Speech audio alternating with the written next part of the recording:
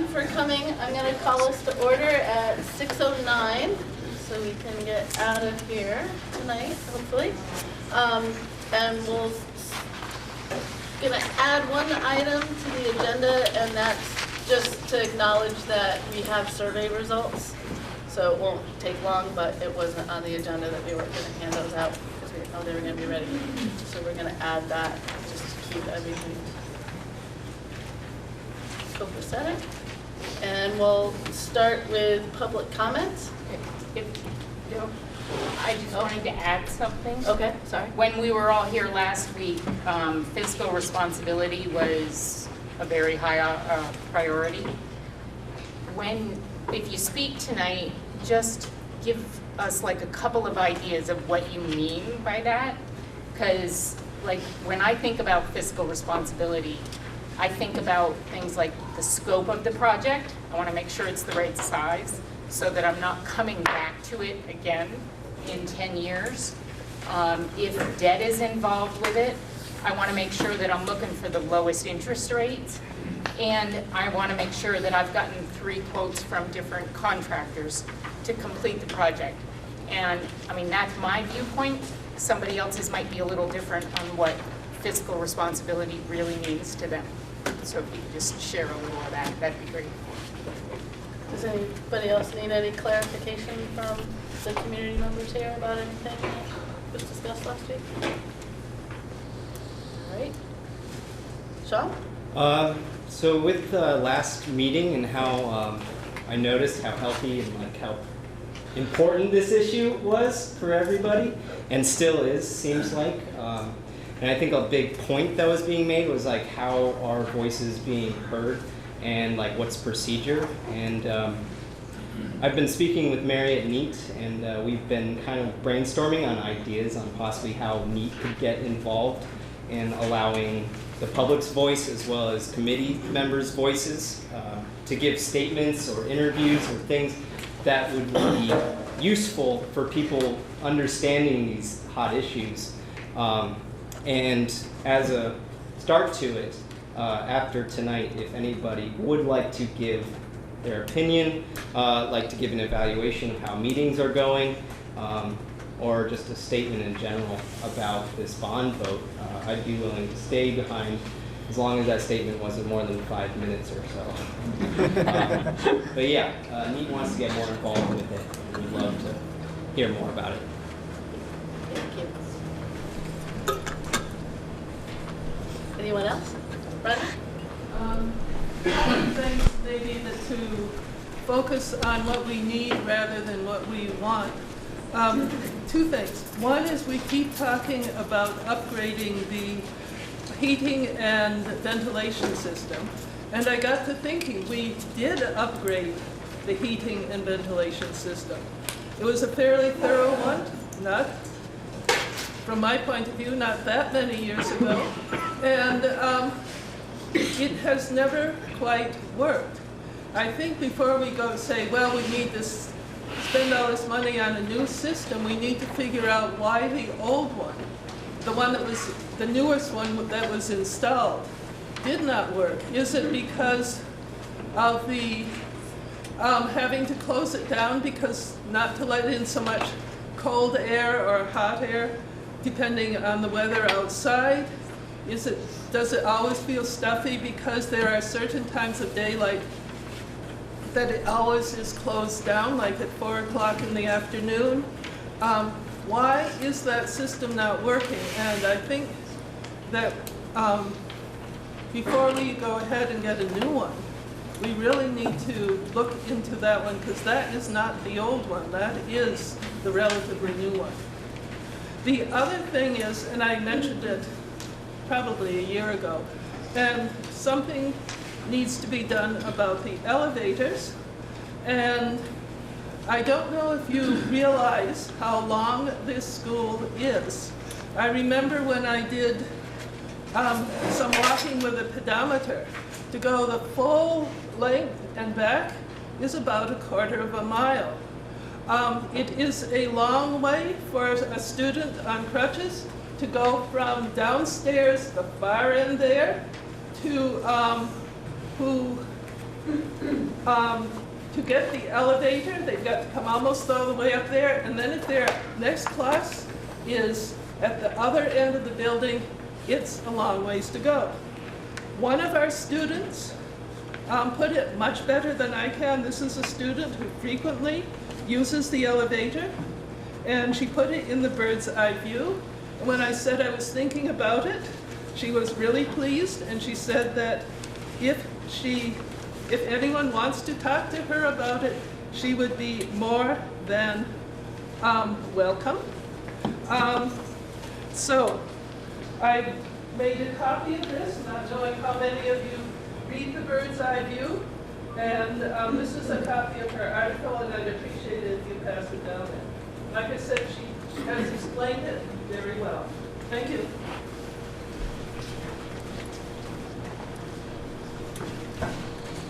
Thank you, Brenda. Krista?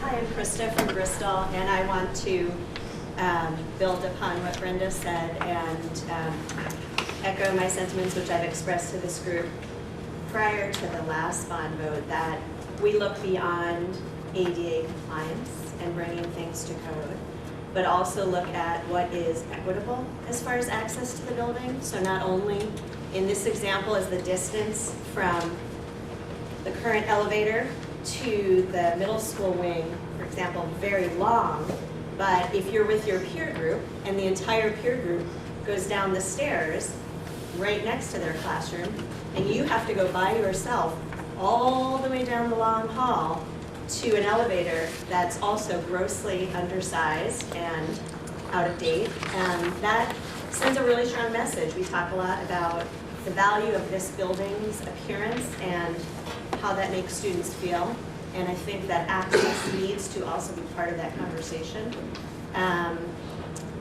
And I would really encourage this group to speak with consumers for whom access is an issue, to determine out-of-the-box thinking around access beyond just, again, bringing the building to code.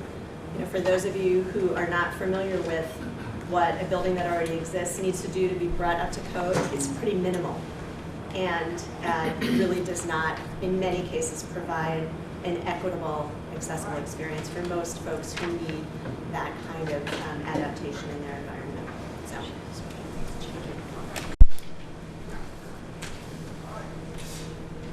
Anyone else? Yes, sir? Hi, Peter Straub from Moncton. I really like this list of priorities that people voted on. I think that's really helpful. It's interesting to see the difference between the two times when this was done. I'm not sure what to make with that, make of that in terms of which one do you go with, which one's the right one. But anyway, I like that. What's striking to me though is that, and I see this piece on the basket about priorities or values related to the process. I think that's really important. What I don't see on here, I'm a little surprised, is there's something about outcomes. So what is it that we want to be different after this is done? And is that in terms of, it could be educational outcomes, it could be the rating of the school, it could be, there's a lot of things it could be, but I don't see that. And for me, I would need that to decide what's the most important stuff to do, because I want to know what are we trying to do. So I don't know if anyone has any comment on that, or if you know. It is in our charge that we have to tie it to our ends policies. So it was in the committee's mind all along that whatever changes we make have to tie into the outcomes for the students. So can you give us a brief, like just a real snapshot of why are we doing this? Why are we doing the renovation Yeah. in a whole is our classrooms need some updating, our locker rooms, bathrooms. Okay, what I'm hearing is a list of needs. I'm interested in what are the outcomes? How would you define that? So we want to improve the way the classrooms work so that kids can work in small groups and, sorry, it's been a long day.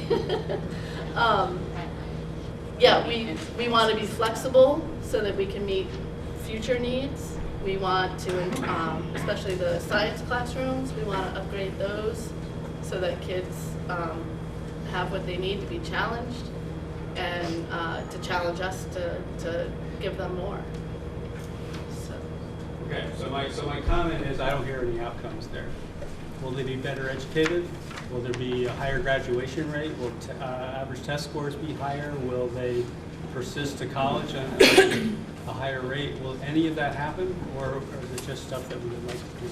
Nope, that's obviously our goal, is to have that happen, and we had someone here who was actually a vendor at the August meeting who didn't really want to speak because he didn't want it to seem to be a conflict of interest, but he was from Moortown that has recently gone through the same thing, and it was a tough fight to upgrade their school, and they have seen graduation rates improve, test scores improve, the general attitude of the school improve, and property values improve. So that information would be helpful to distribute. Can I just comment to that? So there's a Weebly website that you can get to. So there is a multitude of information out there from all the previous work that's been done. And it's really difficult to rehash it at every single meeting, or else we never move forward.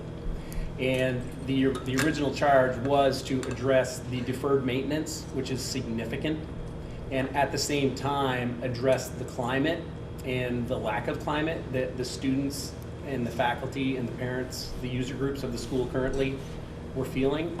So that's where the windows and the air quality and the antiquated 1970s classroom layouts were all trying to be addressed at the same time as doing the deferred maintenance, so that we're not having to spend multiple times. You can read reports from all over the country and all over the world, any way you want, about buildings and if and how they affect educational outcomes, and you're probably going to get different report depending on who was creating it and for what end.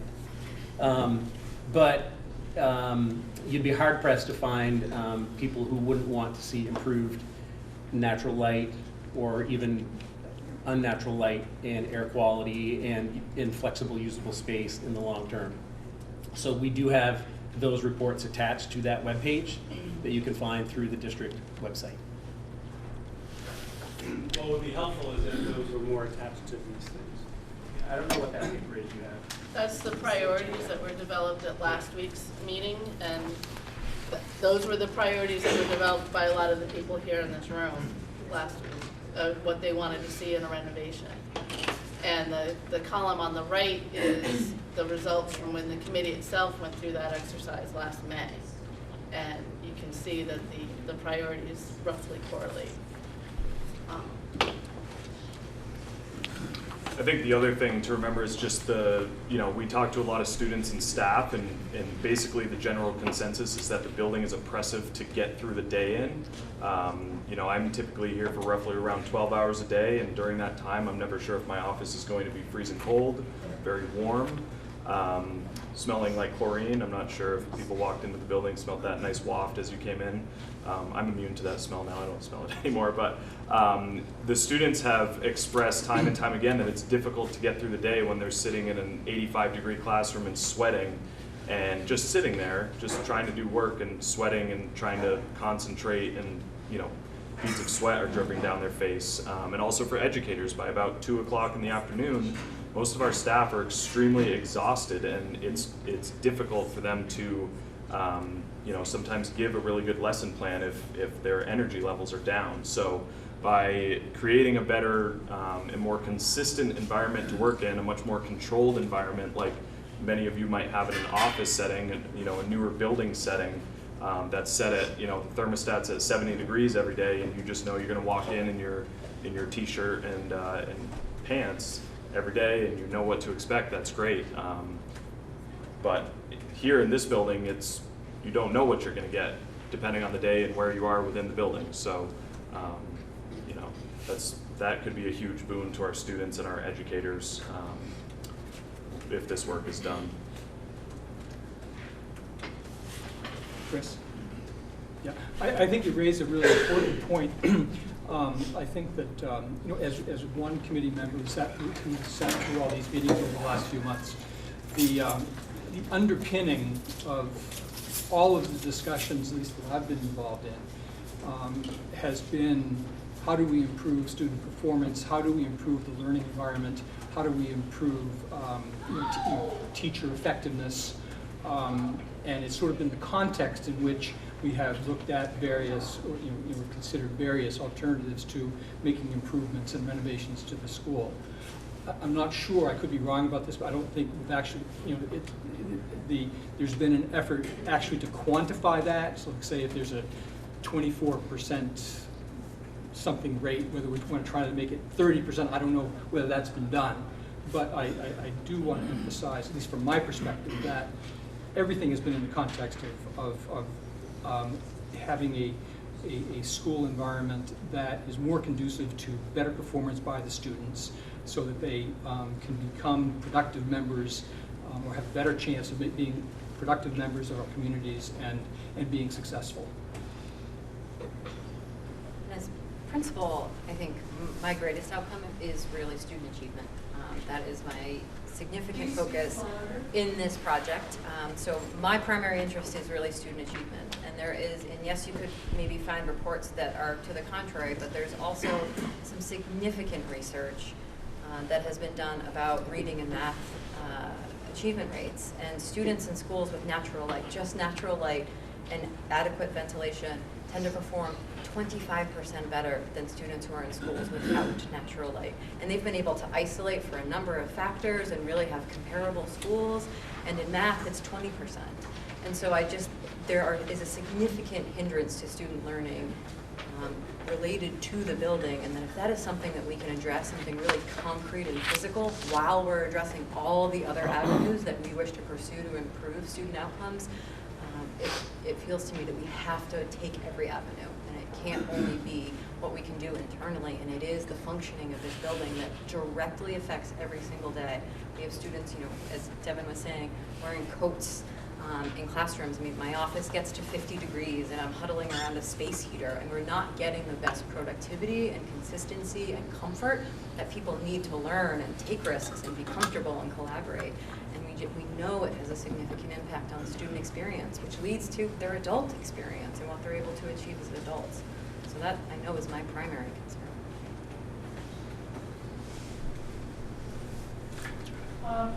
I spoke to one of my neighbors, well, there are a couple, so, and I want this project to move ahead. I think health is very important, start there, move on from there. Of course, you're gonna get better, well, you hope you're gonna get better end results from working with adolescents.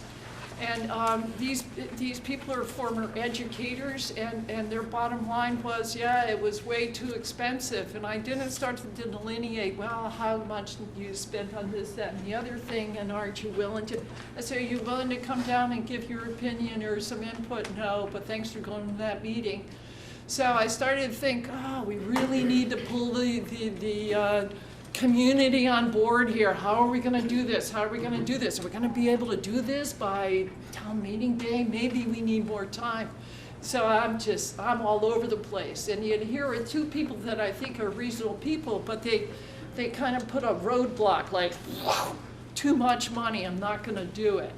And as soon as you have that going on with people who you think you could reason and go through with, I'm like, wow. How do we bring most of the community on board, which is David's idea, that we need community involvement. And unless people are going to come on board, yeah, I don't want to paint a negative picture. I'm a positive thinking person. So just want to say the reality of it all. And no matter what all the different outreaches have been, or how many people do even watch Meet TV. I don't have a TV. But so it's a mystery. It's a mystery to me. I want it to happen. And of course, I want the students involved in problem solving and all that stuff too. And wouldn't it be nice, that, this man, Stephen Harris, with this idea, we have some people, they buy the building, they lease what we want, we get to build new stuff over there. That's with all these high standards of air quality and light quality and energy efficiency and all that stuff. And I go, I don't think we could get there in 3 months. So, but I just want to say, thanks for your work. We've got a lot of work to do, and I don't have the answer. But the answer is this: community involvement. And if anybody says, I have nothing to do with these teenagers, I say, who's going to take care of you as you grow older? Excuse me. So, of course, we need to be invested in our current adolescents and our future ones coming up. And the other idea was free things. People who can volunteer and do things. Somebody mentioned at our last meeting last week, I have a whole bunch of ideas, and it has nothing to do with cost. It has everything to do with free things. There was a man who stood up last time, John Turner, who said, I communicated with somebody with what I could volunteer and help out with, and he wasn't reached again. So, you know, to really build on, we've got a lot of people here who want to do some good things. Let's connect with that at least. And I apologize for taking so much time. Yes, sir. A couple of front porch forums ago, there was a survey that you could take, which I took. And where can I find the answers to the survey? Those will be connected to tonight's minutes when the committee is just receiving those results now. So that's what we added to the agenda, but the full committee hasn't had a chance to review them yet, but we will make them available attached to the minutes and the other information from tonight. Yes, sir. With regard to the maintenance thing, you know, there are certain things that you can't argue, and Brenda brought up an excellent point that if we've got systems that are relatively new and aren't working, we should be relentless through the operating budget, not a bond or a capital investment to make those systems work. And there's no reason why the temperature ranges within the building should be the way they are, that if those systems are working properly. But from a programming point of view, I wrote a little thing in the Bristol Front Porch Forum a couple days ago about with the unified district spinning up and all the concern about overcapacity of plant versus students and the projected levels of students being low or decreasing given the physical plan. I mean, the state's got a moratorium on capital investment because they weren't going to put a nickel into this bond vote. So we should be very cautious from a programming point of view of what we want to do to change the landscape of this building without understanding what needs to happen or what will happen to consolidate the elementary schools. A case in point, and it's not my idea, but I think it's a great one. I'm parroting it out. It happened at community breakfast, talking with some people over a community breakfast that, you know, specifically New Haven and Bristol schools are under capacity. You could probably combine those two schools and create a junior high that's separate from the high school. It would separate the junior high people from the high school people, which a lot of teachers will tell you that's a huge plus. It would better utilize those buildings. It probably would leave a gap here, and all of a sudden we'd have to sort out, well, if we do that, or if that's down the pike and we do all this program changes, specifically a gym for the junior high, and then all of a sudden this is like, oh, we need to do this or should have done this. You know, we spent money ahead of fully understanding what the space allocations should be across the unified district. And, you know, to take it even further, you know, Mount Abe is one of 3 schools that are very par in this area, being specifically Virgins and Middlebury. Do they have the same problems? Do they have the same under capacity, if you will? Or they're serving under capacity given their physical plant?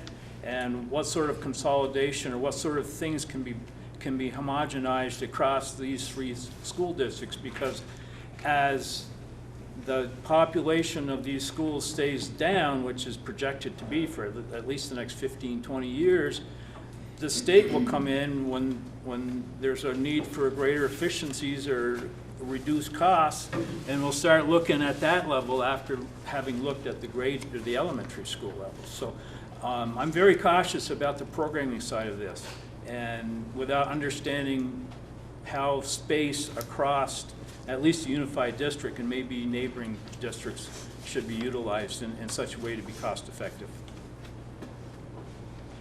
Chris, can we get people to state their names so I can put it in the Oh, I'm sorry, my name is Kevin Hansen. Kevin Hansen, thank you. Anyone else? Yes. Ann Sasso from Starksboro.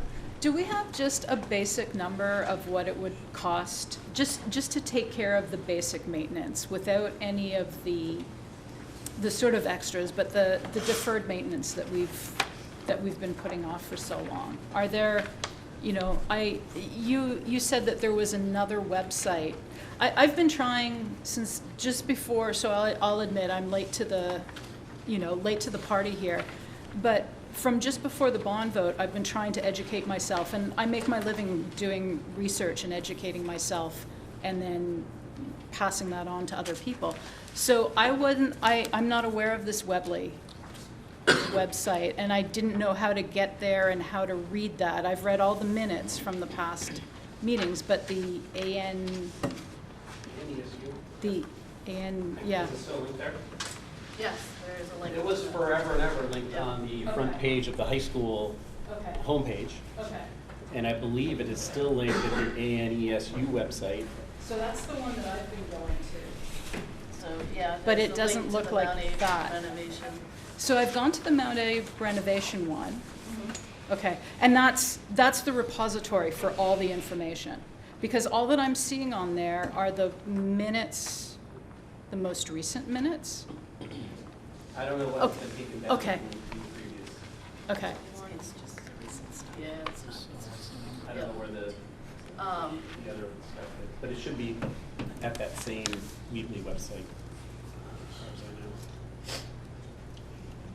Maybe that's So- something to clarify, because it's obvious that you folks have done a ton of work. And for some of us who, again, are late to becoming interested in this, I've found it difficult to find the level of information that I wanted. I guess that's a very more complicated question than the way you pose it. Okay. I don't run the buildings, but when you say to just fix the things, Yeah. that gets, it's more than just fix the things, because once you start doing a certain level of construction or work, then you trigger certain things that you have to do in regards to asbestos and universal accessibility.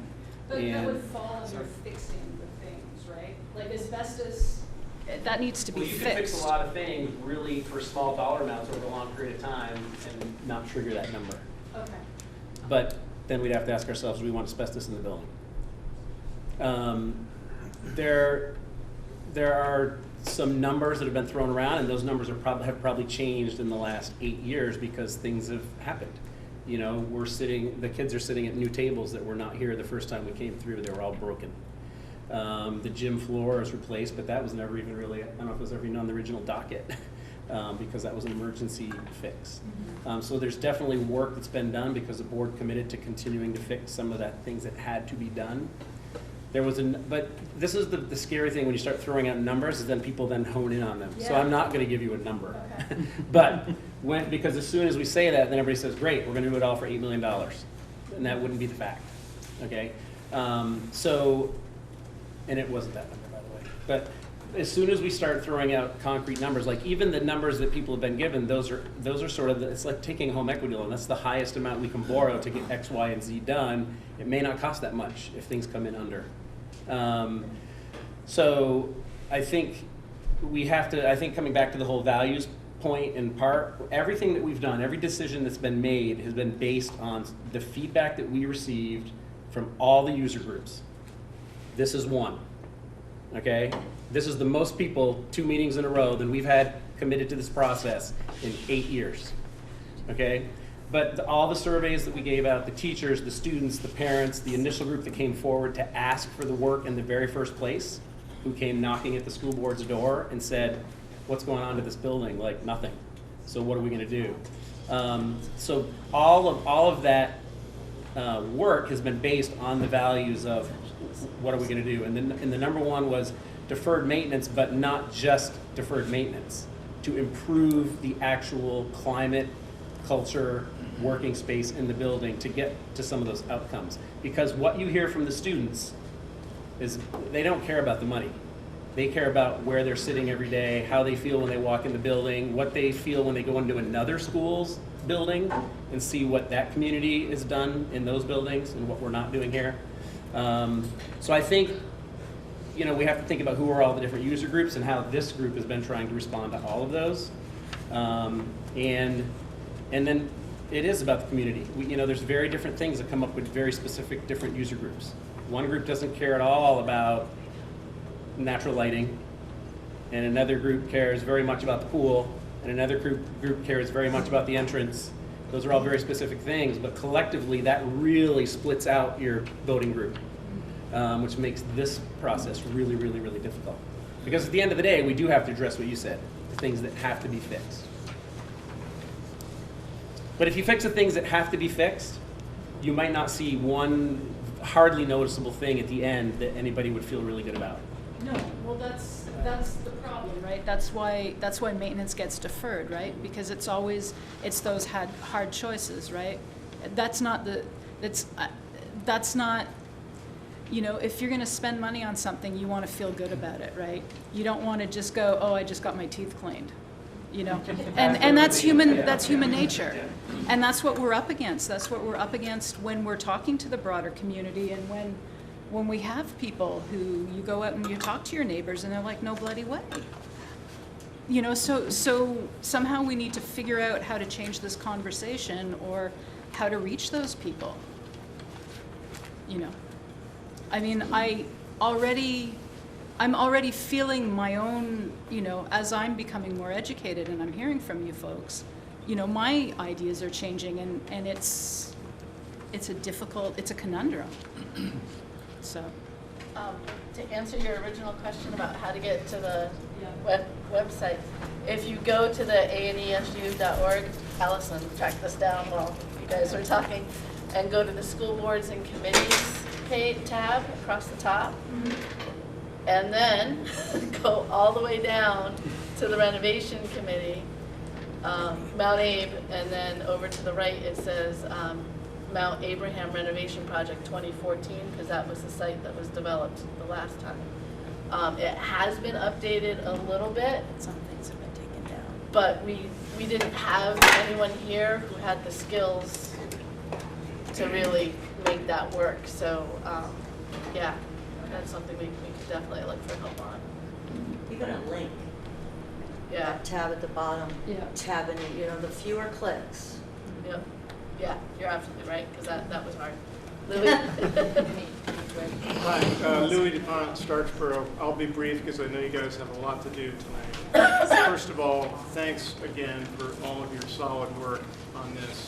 I've, as one citizen, felt that the proposal, the bond amount, was actually equitable and cheap. When you think about it, $86 on 100,000 of property value is a true value. That means somebody with $1 million worth of property would be paying $800 a year for what is essentially a totally remade school. That to me is an amazing value. And so obviously the question is, how do we convince all the people a lot of people in the district who just don't see that value? And I think the process we went through last week showed how difficult it is to extract things from the list of things that need to be done in this building. And yet, I think you as a committee somehow need to come up with a figure that is 20% at least less. Otherwise, I don't think, even if we all go door to door between now and town meeting day, we're not going to convince the people who just somehow cannot see the value in that. So I think there has to be a substantial 20% would get you down to 28 million. I know it's just a number, and it's the hard work comes when you try to figure out, okay, what do we take out? I agree that all the things on the list are important. and yet somehow I think it has to be made lower. Thanks. Yes, David? I'm David Bryn from Bristol, and I'm in gratitude for all your work. I'm in gratitude for the press for coverage, including Addison Independent. I think it's awesome. I have gratitude for this process. I think it's important. I think this is what builds community. I don't consider it a fight. I think it's a process, and I think it's great that we're doing this. I also have gratitude for the people who aren't here, who are paying the bills. And those are the people that need to be thought about as we try to move forward to a resounding yes on whatever comes off in the bond. And that is the key challenge. They're not here. They get to go and vote. If they're not engaged, they get to easily vote no. Remember, the first bond went down almost 3-1. The last bond, nobody showed up, and 32% showed up, and only 17% voted in favor. That's 1 in 7 people of the community that's voting, that's actually voting yes. We have to have more than that. And so it's not easy, but it is important to open this up and not to just see it as the Mount Abraham Union High School community. This place is the community center of the 5 towns. It's an awesome place. And we need to build on that. And, but we need to build on it holistically and from the outside. So I just want to say that. I would quickly say that in terms of fiscal responsibility, there is definitely a difference between wants and needs. And I think in this day and age, fiscal responsibility means focusing on the needs. And I don't think there's anybody that wants anybody walking into this school and having the environment be anything less than healthy. If there's an asbestos issue, we deal with it. There's just no doubt about it. Health is way too important. If we start getting off into bigger things, then it becomes a little less easy to justify. So fiscal responsibility is to really target what needs to be done, minimize costs over time. 5% on 36 million is 32 million over 30 years. That's a lot of dough. We should minimize that. We've got to knock it way down. We don't want to be paying interest. We want to be paying into the school. Last thing, I'd like to build on what Peter was saying, and that is about the importance of a compelling vision. We get a vision right, we're going to have people coming in, people from the hills who haven't been coming in, because they can see themselves in this thing that they're cutting a check for. And I think that's a key piece. You can go to any of the architects, you can go to Christopher Alexander, he talks about pattern language, which is like things that describe what it is, the guts of what's going to happen inside this organism. That's what's lacking, that's what's necessary. And so we need the pattern language, we need a number. We should be able to get to a number when someone says, what is it going to take to get this place so that it's healthy? I know in the existing lines it says the do nothing. We're going to spend $12 million in do nothing. I found that's kind of interesting, how you can spend $12 million and do nothing. But it's just like, what is the basis? What is the core? I think is really important. So we should have a number, whatever it is, to make the building healthy. I think you're going to see people rallying all over it. I think it'll be far less than 20% less than the 35. But that's another topic for another day. But also a vision, a compelling vision of what's happening in this institution. Beyond just the kids, which is critically important, but we should be addressing lifelong learning and community health. Time for one more, and then we're going to move this forward a little bit. Steve? So I just wanted to point people's attention to a handout that was given to everybody here on this last meeting. This is the current price chart, put it that way. One question I have about it, at the top it says, breakdown by category, code required and deferred maintenance, and then the next category is renovations. The gym is next, and then site related. So if people were looking just for a ballpark number of code required and deferred maintenance, it's listed here at $10 million. There isn't really any detail as to just what is under that wouldn't be called renovations. And obviously under renovations, at $12 million, that includes a lot of the wants. Let's put corridors through the tandem classroom, let's put skylights in the roof. but it's a little hard to tell what side of the fence some of these things fall on. At the bottom is a breakout list that gives you the gym again, and then it gives you kind of a list of things which I think are pretty clearly options, which is why they were placed on the list. These are things that, you know, a folding partition in the auditorium. You know, there's a breakout price for something that maybe that's not critical. If you tally that list up, not including the gym, that gets around $4.3 million, which out of the 11 or $12 million at the top, it's still a little bit difficult just to tell what might be in the renovation section. It might be worth asking Engelberth and Doran Whittier for maybe a little bit of breakdown on those first two categories outside of the $4.3 million in options, to give folks who are more interested in the needs versus the wants a clearer picture of what's in the needs categories.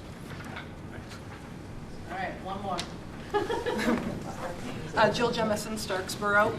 One thing I struggle with in this conversation, and I too am late to being at these meetings, is this very clear delineation between needs and wants. Everyone here maps that to their own internal dialogue.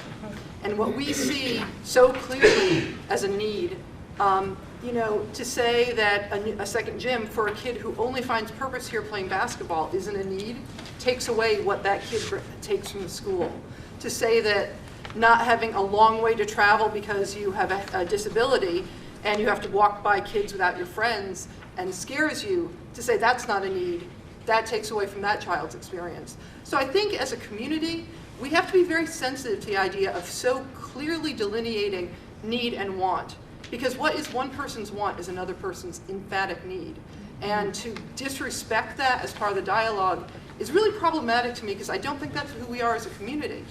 And I don't think that's who our town is. I know that's never been a dialogue in Starksboro. We've always tried to raise everyone up.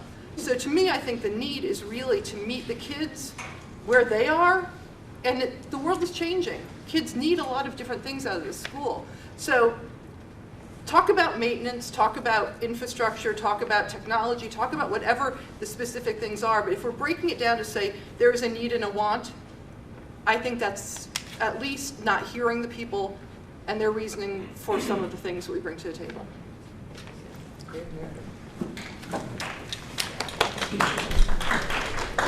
Chris, is it okay if I just leave Steve's question? Sure. So, Steve, right before this meeting, I talked to Chris Yandow from Engelberth, who's the lead estimator for this. I'm very new to this whole thing, too. I mean, I tried finding information out right before the vote and had a hard time finding anything. The one thing that was on the webpage, I couldn't read the plans to find out what was included.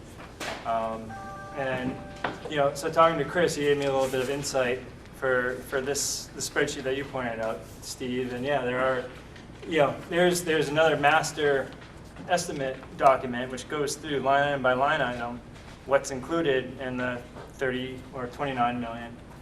And, they go through based on Doran Whittier's plans, conceptual plans, 4 pages of plans, and do takeoffs for how many light fixtures, how many light switches, how many feet of plumbing, copper is required.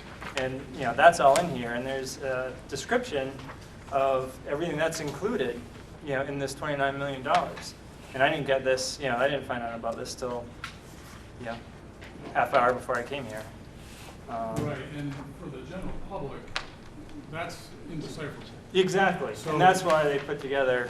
Right, which is why there's this. a cheat Yeah. sheet. And Yeah. I'm just saying that the first couple of lines on the cheat sheet could have a little more breakdown for the public. Right. That's Right. all. Not to make them wait for how Yeah, no, it's a lot. It's 65 pages of numbers, so. So there is another period for public comment at the end of the meeting. So if it's okay with everyone, we're going to move on so you can see your homes again before tomorrow morning and get going and get some work done. So has everyone had a chance to review the minutes from last week? And everyone's saying yes, I'm assuming it's, sure, we spent a lot of time with it. So, Before you get started, could you do a quick introduction round Sure. again, just until we really figure out who all of you Dave, you want to start? Dave Cobb from Bristol. Alden Harwood, I'm the facility director for the district. Peter Zalonis, Bristol. I'm Chris Nesden. I teach in the middle school, and I live in Lincoln. Denise Dalton, I live in Moncton. Jessica Rhodes, principal of Mount Abe and Moncton resident. Allison Servant, Mount Abe board, Bristol board, Hannaford board, new board, Bristol resident. Chris Pearsall, Mount Abe, board member, Bristol resident. Devin Wendell, Mount Abraham athletic director and Bristol resident. Brad Johnson, Starksboro. Troy Parody, Bristol. Paul Patterson, Lincoln. Dustin Corrigan, I'm a physical education teacher here and a Bristol resident. Michael Kenyon, facilities manager, I live in Ferrisburg. Patrick Green, superintendent, and I live in Bristol. Thank you very much. Does anyone have any, well, actually, we need a motion first before we discuss, so I'll take a motion to approve the minutes. Denise? Is there a second? Second. Any comments, any changes? I'm gonna take it as a no. So, if, all in favor of approving the minutes from the meeting on 11/27, please say aye. Aye. Any nays? Any abstentions? Just watch out a little here.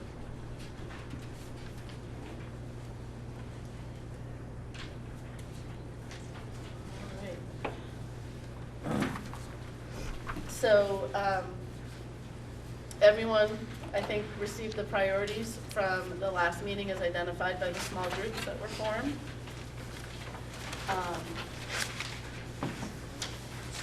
Looking at them,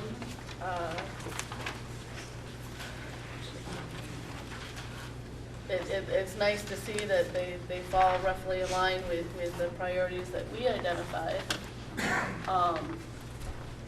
Now we begin the task of what do we want to accomplish in this renovation, and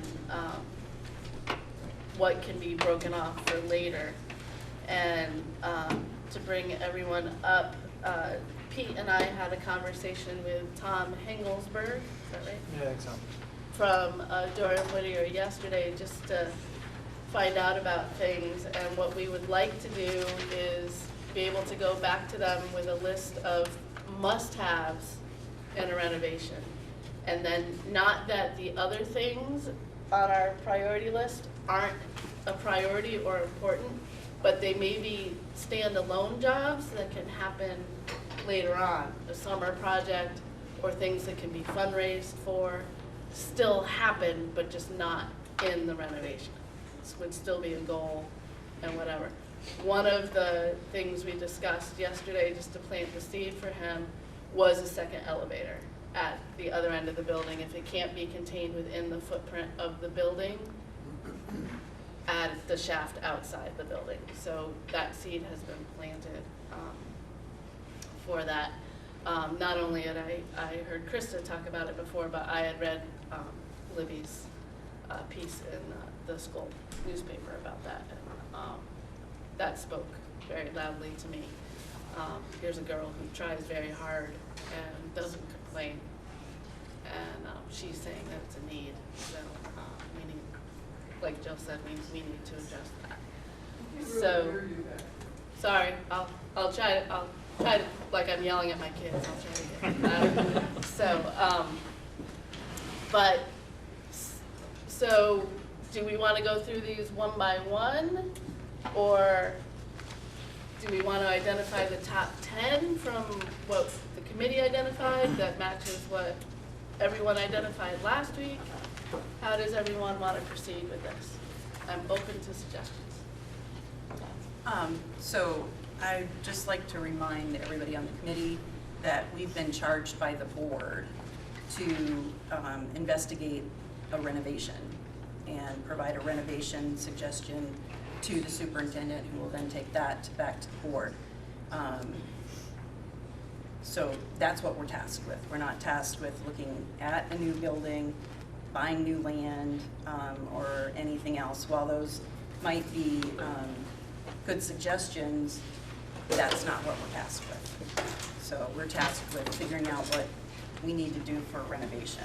And then I went through and found from these things kind of a core list of what seems to be the maintenance, repair, replace, upgrade stuff that we need to do. It would be done in a bond regardless of how much the bond would be approved by the voters. So I've done that, and I have those highlighted. I don't know if you want to go start with the core that we should do, and then start parsing out. Just a suggestion, it's easier. Is everyone agreeable to that? Or does someone have another suggestion about how to do it? You guys gotta stop talking so much. So, Alden? I'd just like to make a comment about numbers, okay? I think that at least a part of this discussion needs to be outside of the numbers. For one thing, the numbers that Engelberth gave us, I think are high. I think that you'll probably end up less. You've got to remember, when you're going for a bond vote, that's to authorize enough money to cover the project. Then it's going to go to bid. When Lincoln did their renovation 5 years ago, they bonded $2 million, and the bid came in at 1.2. You know, 80 or 40% less, or whatever the percentage is. So my point is just, I don't think we should be making choices by just looking at numbers. So.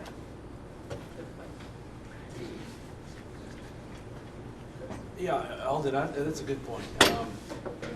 You know, I'm thinking about the second gym, and in here it looks like we do consider numbers, that there are, it's pretty equal who wants it and who doesn't want it. But one thing that's not pointed out is the fact that, as Troy had mentioned in the previous meeting, that we could save a whole heck of a lot of money by building that second gym and having ownership over it, rather than waiting to buy to the temporary classrooms that go down the road when the project is done with. You know, it's those sorts of things that are really, really important to consider. Again, regardless of the numbers, it's just, it's a little stuff that's hidden in there that we have discussed over and over and over again. And maybe we need to get that message out in a different way, so more people hear it. I mean, you know, this is not something unique to Mount Abraham. They've done this several times at other building sites as well. And you know, when they suggested this to us, we all got pretty excited about it, because it meant that we could solve a real concern that we had, that kids were not getting the best kind of education that they could get here, and at the same time, you know, be saving some real money there. So that's just one example of why it's good to look past the numbers.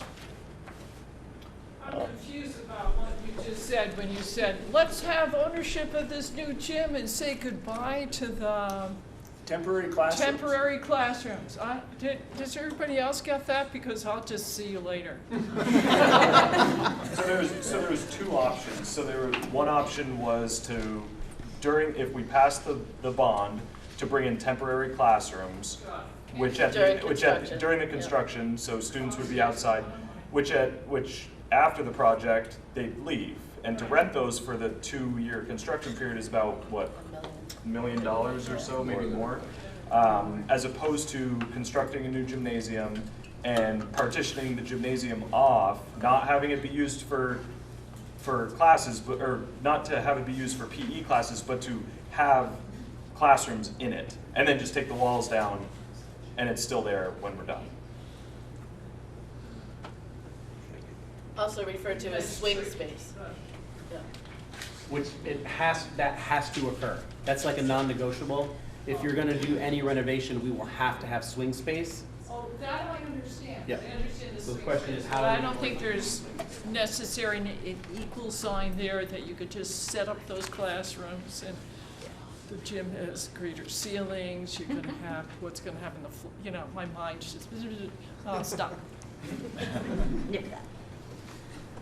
So, yeah, because the gym structure would be built, but it wouldn't be outfitted as a gym while the construction was going on. It would be set up as classrooms so that the classrooms that are being worked on in the school could be moved out there instead of temporary classrooms that would drive away at the end. So that rental of the temporary classrooms could be invested in the gym space, for instance. Dave? I know I'm a little new to this process. Probably but, need to speak a little bit louder. So I can hear. About 70% of the expenses of the first two items, code required maintenance and renovations, and that paints a pretty muddy picture unless you've seen all the detail breakdown. That's a whole lot of money for what? I mean, granted you have a new detailed document there that we don't want to tear apart tonight, but if we could clarify some of those really highlight, like air handling and electrical codes and asbestos and whatever plumbing changes we need, if we could break those down so that it's a little bit easier for folks to see how much the electrical upgrade to code is going to cost, how much the elevator is going to cost to upgrade, what is ADA, where does that enter into things? It would just make this a little bit easier to digest some of these numbers. You mean from an educational standpoint, to like go out and explain to the community, like our being our charge to? I don't because understand the packet's there, the information's there. Okay, but we just got it recently. Well, I just got it recently, but presumably the district's had it since July 28th. August 7th actually is when Okay. Dora Whittier presided, if you want the Yeah, date. sure. But yeah, so I think what we're trying to do here first is identify what we want to accomplish before we tie a dollar amount to it. Was that?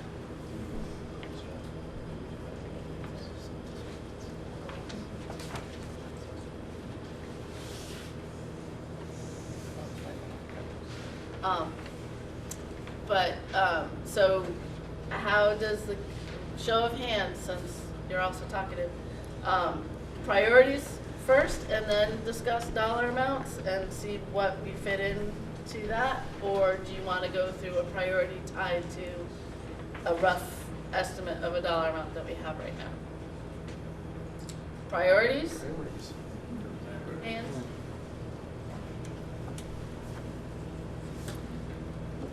So it seems like most of us want to identify the priorities first and then tie a dollar amount to it. Is the whole group okay with doing it that way? I'd just like to point out that we can't really appoint a dollar amount other than the breakdown The estimate. of renovations Yep. code, because none of us, except for you, have really seen the actual breakdown. So we can't, Right. we can try and do a ballpark, but we can't get into the weeds of. Right. Well, there's other breakout items, so that's how, because that's the low-hanging fruit. So if we're going through this process, and if the ultimate goal is to figure out, what the bond amount is going to be, then it seems like they go together. And I mean, we're not done yet, but we need a place to start. right, exactly. And if we're talking about the priorities, is our skylight's a priority. Well, here's $237,000 for it. So we have that, those numbers to work with if we're gonna Right. try taking or adding. Do we have extra copies of that?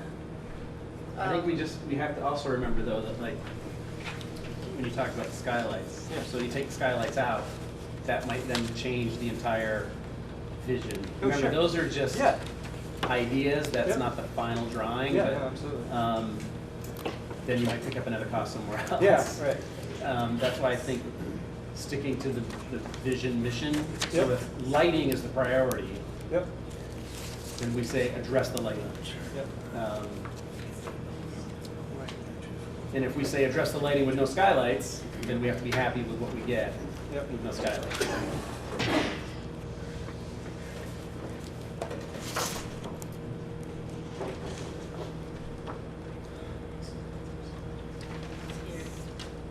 Just to clarify, I'm wondering, as we look at priorities, are we going to, it makes perfect sense to look at what is the overlap between when the committee went through and developed priorities based on all of the stakeholder feedback, and this group went through and reviewed that feedback and rose up their list of priorities, see what overlap is there, compare with the survey, where we have, about 500 community members who have given some voice, and see where is our common ground to start with?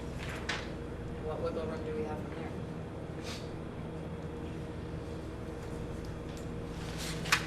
It's a loud common voice that came out of all of that.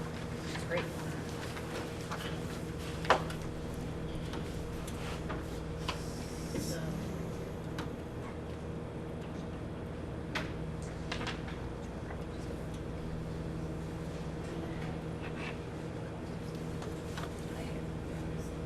Does anyone need a copy of the breakdown? Does anyone? Would that be helpful? Is it? Yeah, take one. Okay.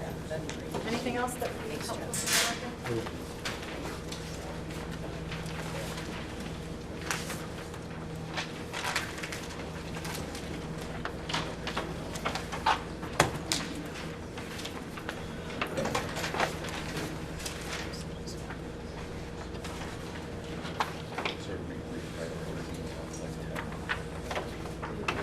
Got to figure out what our absolute has to be included thing to move forward. And when I talked with the architect from Dora Whittier yesterday, I said we need to know, like, we don't want to do A, B, and C and then find out we've got to take out B in order to do priority G when we have the money to do that. So we want to do things in a way that's cost effective. We don't want to be ripping out anything that we just did because now we've got money to do another part of the project.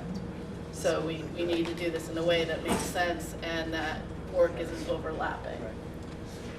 Is there any way we can look at the priorities through the prism of health and safety of the students and improvement of the learning environment, and try to prioritize, kind of looking through those three things, and see whether, whether we can kind of say, well, certain ideas and certain improvements, sort of rise to the top, others sort of maybe fall down a little bit. So, I mean, I find that this is a terribly daunting task to try to figure out, what to take off the list, and how to tie that to a dollar amount. I mean, I'm not sure how to do that. So I think the foundation of all of it should start with the, what is it, $10–12 million of the things that need to happen to keep the building running. Is that correct? So can we all agree that that is where we start? Like the all of the deferred maintenance, plumbing, heating, things that are inefficient or defective, ADA code, policy. I mean, they have that, what is the number broken out in the? It's about 10 million. So 10 million, so I think we start there. That has to happen. We have to start there. I don't think that we can prioritize anything else over that. And even though this priority list, so when we did this exercise with the thank you. So when we did this exercise in May, we eliminated the things that we knew we would have to do. So like if there was asbestos removal or plumbing or heating needed to be fixed because it was not up to code, or something was inaccessible as far as ADA, like those were all the things we knew needed to happen. So we didn't include those on our priority list because we knew they needed to happen. So I think can we all agree that we need to start with the 10 million we need to start with the do nothing plan and then build from there? Because the do nothing plan like has to happen. That's what we need. And then the other things are what's going to enhance the students' experiences. I think it's very, very, very important to take that expression and never use it again. Do nothing. Yeah. Do essentials. It's Do essentials. vital. Something like It's Right. and it may have been thrown in there as a sarcastic thing or a given. It's a given. In mathematics, that's the given. This must happen for human beings, X number of human beings to come into this building and live together and learn together. We have no So choice I hope. plan. Yeah, the It's called the essentials. essentials. Yeah, let's call it the essentials. Essentials. Right, yeah. But it's vital, especially if this is going out into the community. So I don't want to stifle anyone, but according to Robert's Rules of Order, this is the committee's part of the thing. So if you could save your comments for the end, I'm sorry. But I think we're all in agreement that anything that's required by code, and the maintenance, repair, and upgrades that are needed, which would include, and Mike and Alden and others, stop me if I'm naming things that aren't included in that, but that 10 million includes the redoing the locker rooms? Or is that I don't just think so. ventilation? Locker rooms were included in that price. Okay. I think most of that is, once you get to a certain point, the state's gonna require you to do more, a little bit more, a little bit more. Right. Sprinkler systems, a lot of the things, if we're gonna renovate, I don't think we're gonna be grandfathered on anymore. So that's a big, and I don't think that putting 10 million on that is even, I'm not saying it'd be more or less, I don't think we should put a number on it at all. Asbestos alone is a big figure. Right now, it's hard to isolate certain areas of the school plumbing wise, so, I mean, isolation valves in themselves, it's just a lot. Mostly plumbing and electrical from what I understand, and code upgrades. I don't think that includes locker rooms or entryways, or, I don't know, does that include ADA, Alden? I don't think it was part of that, was it? There was some allowances in ADA that would fall under What the I'm saying, code like upgrade. elevator, or things like that. Right. I don't think that included the second elevator, I guess. No, it Right, didn't that include the wasn't part second. of it. So it's fixing what we have Right. to get it up to code if possible. I think from the understanding that I remember gathering was that there would be little to no physical or visual changes to the building Right. when that 12 You million probably don't- won't see Like, we anything. wouldn't, right. It'd all be up there. Everything's gonna be Right. in So the it's ceiling or building behind, systems. in the boiler Right. system, I mean, it's all gonna be behind the scenes. Okay, so that's all building systems, Yeah. just so everyone understands and can go forth and carry that information I forward. think that's where they let as- the do nothing idea, because Right. you won't see any of it. You won't see Right, any it's of it. invisible. So, Can I ask a question? Sure. On this back of the sheet, the status column of what was deleted and what wasn't, where did that come from? The yeses and the nos. Did that come from, it came this way. It came wasn't, from the- yeah, it wasn't based from on the- anything we decided on. I think it was, if we wanted to take some of this off, we could tie the so price this of was it Dora to it. Whittier's work? Or Engelbert's, Okay. yeah. Or in- Yeah, not ours. I'm looking at it and thinking, the work's already been done here. Right. That's why they put that in there, to give us a number figure to take You know, off. so if you want to cut 4 million or 5 million, I know I said I didn't want to talk about numbers at first, but it's right there. Right, and that's what they cut off. They said this is an example of what it could look like if you removed X, Y, and Z. Right. This would be a way, because when we, so just so everybody knows, we used this priority list from May 15th and we said, architects and estimators, please take this information and let us know how much this project is going to cost. Here's our priorities, here's our needs, here's what we think needs to happen. And we'd like to keep it at, I think our number was 25 million, I believe. So when the number came back at 36.6, we were all like, whoa, that's a lot more than we were Say the anticipating. least, yeah. But that's what these priorities led the architects to and the estimators to. So now we've kind of been working backwards from that.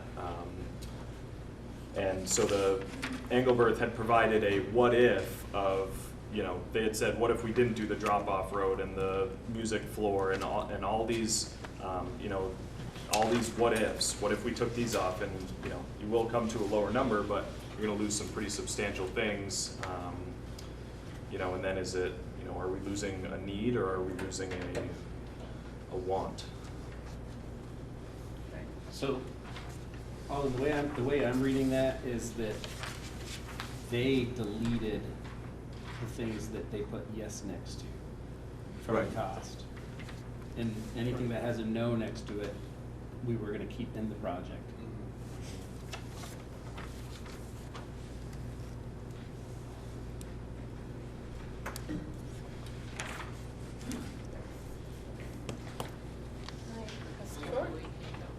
Halden, on the back side, what are curtain wall systems? That was basically The front of the the building. facade, so an upgrade, a change to the facade of the front of the building, which also, I believe, included changes to the windows and the exterior finish, basically, if you will, to make it look different than just a brick, you know, It's just that. prison-like thing. But it was just the front, it was just the front of the building. Yeah, it's just this rendering here, So yeah, all represents, that. well, not Okay. just the front, but there's interior curtain walls Right, as yes, well, I okay, believe, all but right. you're replacing the brick with, you know, Yep. aluminum panels and Okay. windows. So that's a confusing term, because I hear curtains and I hear Yeah. curtains. Which So- I would say is why I think Good maybe what question. Troy's statement might not be true, because the new curtain wall system on this backside of the sheet says yes, which the thinking is that it wasn't then included in the total scope of the project, when in fact it was included in the total scope of the project. So I don't think there's, Well, I'm not sure there's anything on this This list is that's. just a list. It's a value engineering worksheet, and it's printed out just at a particular time that somebody was working on it, yes or no, to value engineer out. So if you see that accepted column, everything in parentheses adds up to 4 million on the bottom. And then the two items below it, construction before cost adjustments is 28, and then with the value engineering, it takes out that 4 million and puts it down to 25.9. So that's not part of the whole budget. This is just a printout of when somebody was playing around with the spreadsheet. And I think what we also didn't explain well was the cost for the gym at 5.1. If you look on the right, it says including swing space costs, so that includes outfitting it for classrooms during construction, then taking that down and outfitting it as a gym, right? I think from what Chris said from the email he sent me today, it was, I think he had a $26,000 allowance in there for carpeting. That's what that was for. But it also includes, you know, that whole addition, the locker rooms The lobby. and the athletic storage. Right. So it's not just the gym, it's the, Right. you know, that whole Offices too. new construction off the backside. Yep. And that office. Yeah. It's up there, right? Right. Yep. Yeah, the new boys and girls locker rooms off the pool, athletic storage, you know, entryway, and the entry vestibule, and the gym itself, looks like. Yep.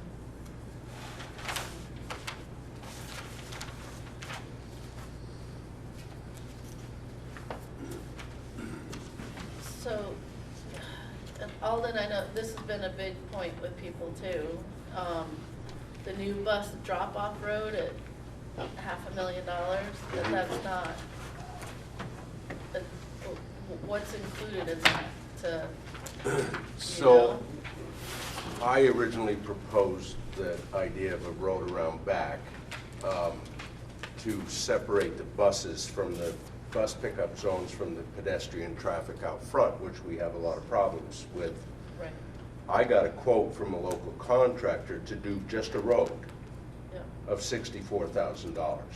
Okay, Dor Whittier took it from there and turned it into a redesign, basically, of the entire back of the building with tree plantings and a redo of the parking lot. And so that's how it went from less than 100,000 to almost 500,000. so it's not just a road, it may be. That's right. In their conceptuals, there was a lot more to it. Okay.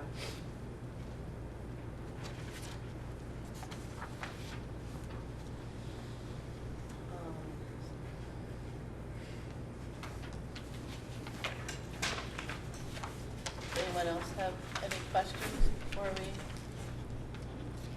start doing more time for that cost there? So if we all agree, and I think everyone out there agrees too, that the maintenance, repair, and upgrade of the systems in the building is a must-do. So that's gotta happen. So now we look at our priorities, and that our must-do takes care of what items on the priority list that we can check off as. Does it take care of the fresh air, ventilation, air quality priority? It should if HVAC is in there and all of those other, no. I'm not sure if it Would takes. that be a renovation piece? Well, there's a couple Or is different it a pieces code? in here that, like gymnasium HVAC equipment replacements, 166,000, but I don't know if that included, did that encompass everything, Alden, for rooftop units and? I would think all the HVAC and all that is in that 11 million under the renovation line. Yeah. Because wasn't the gym HVAC equipment replaced already? The That's why they existing took gym. it off? Yeah, right. Yes. Yep, so that's why it's a yes. Right, that I mean, it's some on of these here. things that were taken off were because they've been done. Right. Can we go through the items that have been done so we can check those off and take them off of everybody else's mind? That's this short list. We're already taking off on the Engelbert's list. That's the phone system, the cameras, the front doors, although the gym HVAC, the auditorium HVAC has been redone. That was also done. Yeah. Painting, halls, the gym floor, a kitchen move. Right, because we're not moving the kitchen. That was because the Deleted because we're not decision was gonna do made to not do anything with the kitchen. Yep. And then a front gate. That's done. So that's a total of $759,000 has been And the only thing ticked off. Didn't they redo the stage floor? Wasn't that done? They made a That's a very temporary. temporary Blew off. stage floor. It's not done. Yeah. Okay. But I think that's important to get in the Brochure, minutes not fake because I decision. think there's a misconception Right. that it's fixed. Right. And it is not fixed. I think that's also like I'm hearing a lot of misconceptions about we're fixing the heating system. We have a heat, like the boiler and the heat system has never been really, that word's surfacing, but it was HVAC. So it's the ventilation, duct, air, flow systems and sensors and very, very outdated equipment. It's not, the boiler's got plenty of capacity, which was done in the initial studies. When all the window seals are broken, Yeah. your heating system Yeah. cannot keep up. There was a little bit of HVAC work that was done summer before last, mostly in preparation for upgrades to the equipment, but there's a long ways to go with the HVAC. We have 43 unit ventilators still in this building that are 20 plus years old, and wonder how we keep them running sometimes. A fair portion of the building is still on pneumatics. We have a compressor out back that runs more than it's off, mostly because of the number of leaks in the pneumatic system, and a lot of those leaks, you can't find them.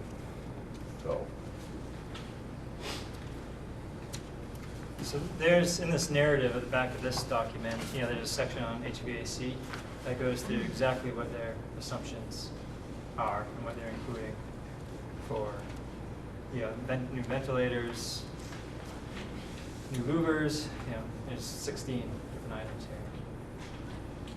And is that, Alden, do we think that's in the 11 million or no, that's a tick up from that? Well, I don't have a breakdown of the 11 million in front of me. I don't remember, you know, all the numbers for the different departments. And that number is going to be different the next time anyway. So, but I mean, that has to be included. Like that can't be. There's no way we can do any work and not address all of that. To me, that would be part of the non-negotiable. So, I wonder if we could recognize that Engelberth has broken it out between code and renovation, but with the understanding some of the things we deem non-negotiable absolutely must happen might actually be in that renovation line. So if we're gonna do it, we can't really go with an almost $10 million code number, because some of that might be in that renovation line. And some of them overlap. Right, and some of them overlap. Right. So I wonder if we could go with the core assumption, we're gonna do all of those things, whether they fall in code or renovation, and then just go through the list of kind of the backside almost, and the list of priorities to see where we could potentially pull ideas off, not necessarily dollars, but just a term, potentially. Because fresh air, ventilation, air quality could be partly code, but also it's included somewhere in renovations, and we just don't know where that is. Or upgrading, or doing the sprinkler system, fire detection, and addressable fire alarm system, outdated wiring, outdated plumbing, where exactly each specific line item fits with each of those projects, we can't parse that out right now, but just agree that whatever that is going to happen. And then we have some other things above and beyond that that are priorities based on the surveys and the feedback that we could look at. Just an idea. So, yeah, since the dollar amount is getting dicey, trying to figure out exactly what's where, can we identify the priorities and go out and have all this, we can take the time to break it out and explain it and attach a dollar amount at the next meeting? I mean, we can come to a rough consensus of what we think we want to come in at, and we can give that to Dora and Whittier tomorrow to work with. And then break it all out a little bit further. Is that all right with everyone? I got nothing. I keep getting drawn to that further down the list here, especially to the breakout items that are listed. And, you know, there's a few pretty large topics in there. The auditorium's in there for over $1 million. Right. I wonder if maybe we just talk about, you know, that topic for a few minutes, and then maybe we pick another topic, you know, exterior athletic allowance, and say, okay, what do we want to do with that? And maybe that's a way to start, and at least get a few of these topics where we can get some consensus. Do we want to spend over $1 million on the auditorium, or do we just want to do part of that? So I want to just go down the list?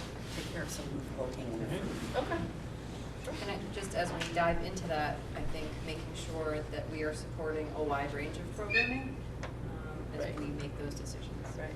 It's really important that, you know, people might have preferences or values at play, and realizing that students deserve a diversity of experiences, and that might play out in the priorities that come up here. Uncommon good. I mean, I think, you know, to follow up on what Alden said, I mean, if we talk about the auditorium, it seems to me there are two kinds of costs. There's the cost to, you know, make the auditorium functional again, but then there's also the cost of making it better. So I don't know whether it would be helpful to understand as a committee, go back to the architects and the construction company, get a sense of, okay, what are those costs? I mean, we'd love to have you know, the partitions in the auditorium, for example, to make it more a more useful and versatile space. But maybe that falls into the category of something we can't afford right now. But we still have to go into the auditorium and fix the stage, fix the seating, and do other things like that. Similarly with the locker rooms, you know, we're talking about relocating the locker rooms to make it, you know, to make the flow better and make it a better experience for the kids. But underneath that overall cost to do that, there's the basic problem of having to, you know, replace the tile, replace the plumbing, replace the electrical, and just fix what's there. So there are kind of two costs. And that might give us a sense of, all right, well, we can get down a certain percentage, and then if the bids come in, you know, lower, like in the Lincoln case, then maybe we can put in the partition in the auditorium. But at least we know what the cost is to get it back to being a functional space. I guess I had sort of a different train of thinking. I mean, so I don't know what the target is. So if we're about to dive into this and go into the minutia of do we do the lighting in the auditorium or not do the lighting in the auditorium, to what end? So the question that we're all wondering is, what's the most money the community will support? That's ultimately what the taxpayers are voting on. So we know all of the priorities, which the two lists of priorities I thought compared pretty closely. I just sort of did a numbering to get a sense of, so the first priority from this most recent time and the first priority from last time, identified those as one and then kind of ordered them down through. It's pretty clear what the top 9 or 10 priorities are. And we know we can't really afford all of them.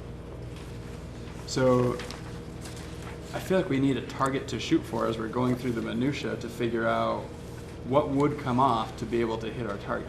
Otherwise, we're just sort of taking a stab in the dark. Well, let's take that, take that, take that, take that, take that, and then what? So you want us to start tossing out total dollar numbers and see where the group comes to a consensus? I want you to do whatever you need to do. I'm not a voting member of the committee. But I just don't know where the conversation is going to take us if we start picking things apart without knowing what are we shooting for. Yeah, I mean, I just could have a similar comment of what are we doing here? What are we trying to get at? Are we trying to reduce the bond value? You know, is that what are we trying to limit the scope of this project? Yes, is that where we're at? Well, I guess I just want to, going back to what our committee's charge is, because I know after, if a bond were to be approved, there will be another committee, a design committee, that will be really looking at hard decisions about, okay, well, if we replace auditorium seating, what kind of seating? The locker room, are we going to tile it again? Are we going to just do concrete or, depending on the materials you choose, it affects the labor costs. It can be a very big difference in what it comes in. So, all we can do really, I feel like, is we got to decide what the priorities are and then ask Engelbert to give us another ballpark figure with these priorities. What can you do, with being as sensitive to fiscal responsibility as you possibly can? And we go from that, and then when a bond's approved, the design committee will really go through the minutia and be making hard decisions about do we really do this? What materials do we choose, and the costs? And I think that's where the numbers come in too. The numbers will change a lot at that phase. It's just we're not there. So this is the stage we're at right now is like a 30,000-foot view. Right. Of what are the priorities? What is it going to cost to address the priorities that we want to have taken care of in the project? And then if we get that budget to work with, then the design committees come in. That's where all the small group work happens of the people that want to address the outdoor spaces, the people that want to address the art rooms, the people, and really focuses on what the changes are going to be within the budget. Because once we get a bond to pass, we cannot go over that Right. amount. I get that. So- And I'm also hearing very loud from the community that, you know, they want us to really get decided what differentiate the wants and the needs and the priorities clear. So I think that's what we gotta be doing right now.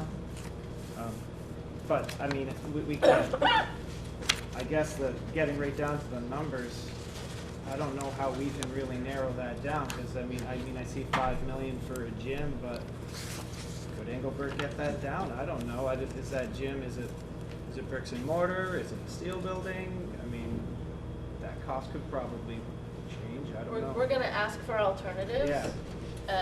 And have them come in with, for this much you can get this kind of structure, for this much you can get this kind of structure, instead of just the.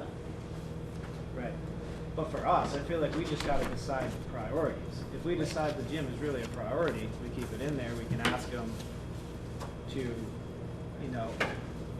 So what- for what, you know, blah, blah, blah is this amount of a money, steel we building want or a is it gym, bricks we and want mortar? this, we want You know, that. how high the ceiling, Yeah. all that kind of stuff, and that would really change the cost.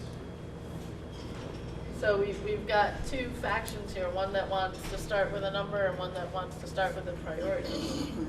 Well, So- I mean, they're so linked. Right, And they are. the problem is that even if we were to decide that, I'm very sympathetic with what you're saying, Patrick, even if we decide that we want to come in at 25 million, say, or 22 million, what's the evidence that even that would pass a bond?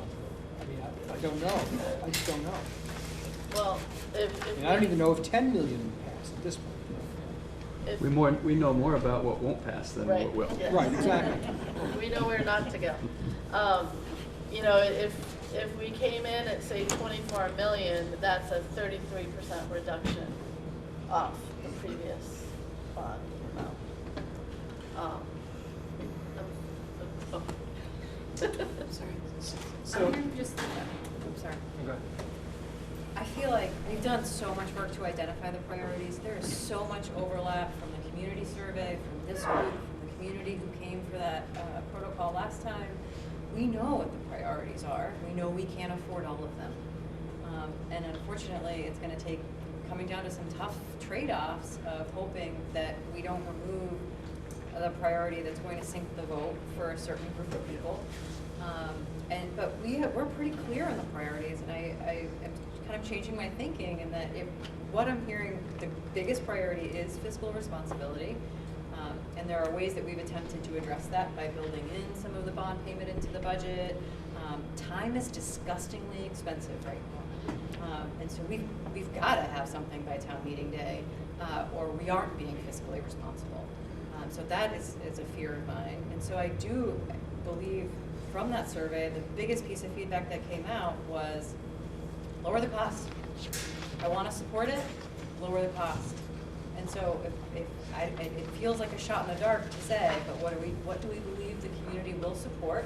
We're very clear on the priorities, and when we have a new concept, we can say we achieved as many of the priorities that we possibly could within what we thought the community could support, and at least we can stand behind that, whatever happens when the vote happens. I agree that that's the way we have to go, but my question is, how do we get there? Because as soon as we tick one thing off, that changes then a potential number. So if, you know, just throwing out, because people gravitate to the big number first, just cut this off, right? And so if you cut the gym off, well, now you're going to get a new number that now has swing space and temporary classrooms, and it just won't be as magical. You won't be able to eliminate that whole cost. You also will then lose a whole bunch of your voter base who's only going to vote for it if there's a second gym. So I get concerned. I think we have to be really, really clear about identifying what is in that project. Because the scary thing to me is there's a whole bunch of people that don't care at all what's in the project, as long as it's cheap. Hearing from the community now. They don't care at all. Then there's another whole group of people that will not vote for it unless it has done this and this and this. And so we have to really figure out what are the this and this and this that we have to include. You know, one of the big things that came up over and over and over again was access to the building.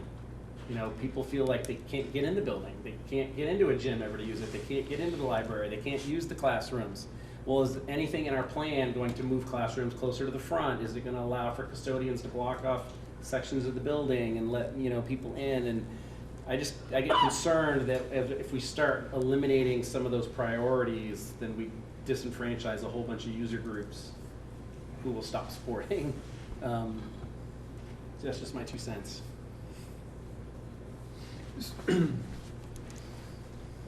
So process-wise, if we're going to relook at these priorities or redefine the scope of the project, then it seems like it needs to go back to Doran Whittier to redevelop the concept plans for, knowing that we're trying to cut 20% off the budget or 33%, whatever it is. And yeah, they can scale back the curtain wall system. They can, scale this back, change the, right now that the gym is pretty elaborate, what's being described, how the gym is constructed. It's going to be a nice facility, not just a practice gym. Can it be done for cheaper? Sure. So, that, and in order for Engelberth to be able to put numbers at it, they need a set of drawings to do it. I mean, I think we can only be wrong if we're trying to, mess with these numbers because there's so many hidden figures in there. So, but to go back to the architect and to go back to a construction manager, that's going to take money because they don't do it for free. And if I recall, so there was a sort of a subgroup of this committee that was meeting fairly regularly with Doran Whittier to keep the process moving because the ability to pull the larger group together frequently was difficult. And there were, if I recall correctly, Lee Dora was talking about there's a couple of approaches. We took the approach of, here are the priorities we wish to have. Please put this together in the most affordable way you can. Another approach is, here's how much money we have to spend. Hit as many of these priorities as you can, and here they are in a prioritized list. That's another potential approach to take. I think that's the I think point that's where we're we at, where if you call Lee Dorr tomorrow and say, we want you to make it 25, not 35, that's what they do. None of us have the expertise to be able to, pick and choose these because there is so much overlap. So I think maybe that's where we need to proceed is to kind of renegotiate a number and then let them do their work over. So do we want to determine a dollar amount? We'll go to Doran Whittier tomorrow and say, these are our priorities. This is what we feel the community will support. Fit them in. And what you can. And then we come back and we say, well, yeah, maybe you didn't. What are the alternatives? Right, and maybe they give us at least two more Swing concepts. some of us around so that we can change things. Chris is thinking. Yeah. I thought the last August when we met, we got a couple of different concepts with money attached. Concept 4. Concept 4. Yep. Okay. Concepts 1, 2, and 3 were from the 2014 Right. work.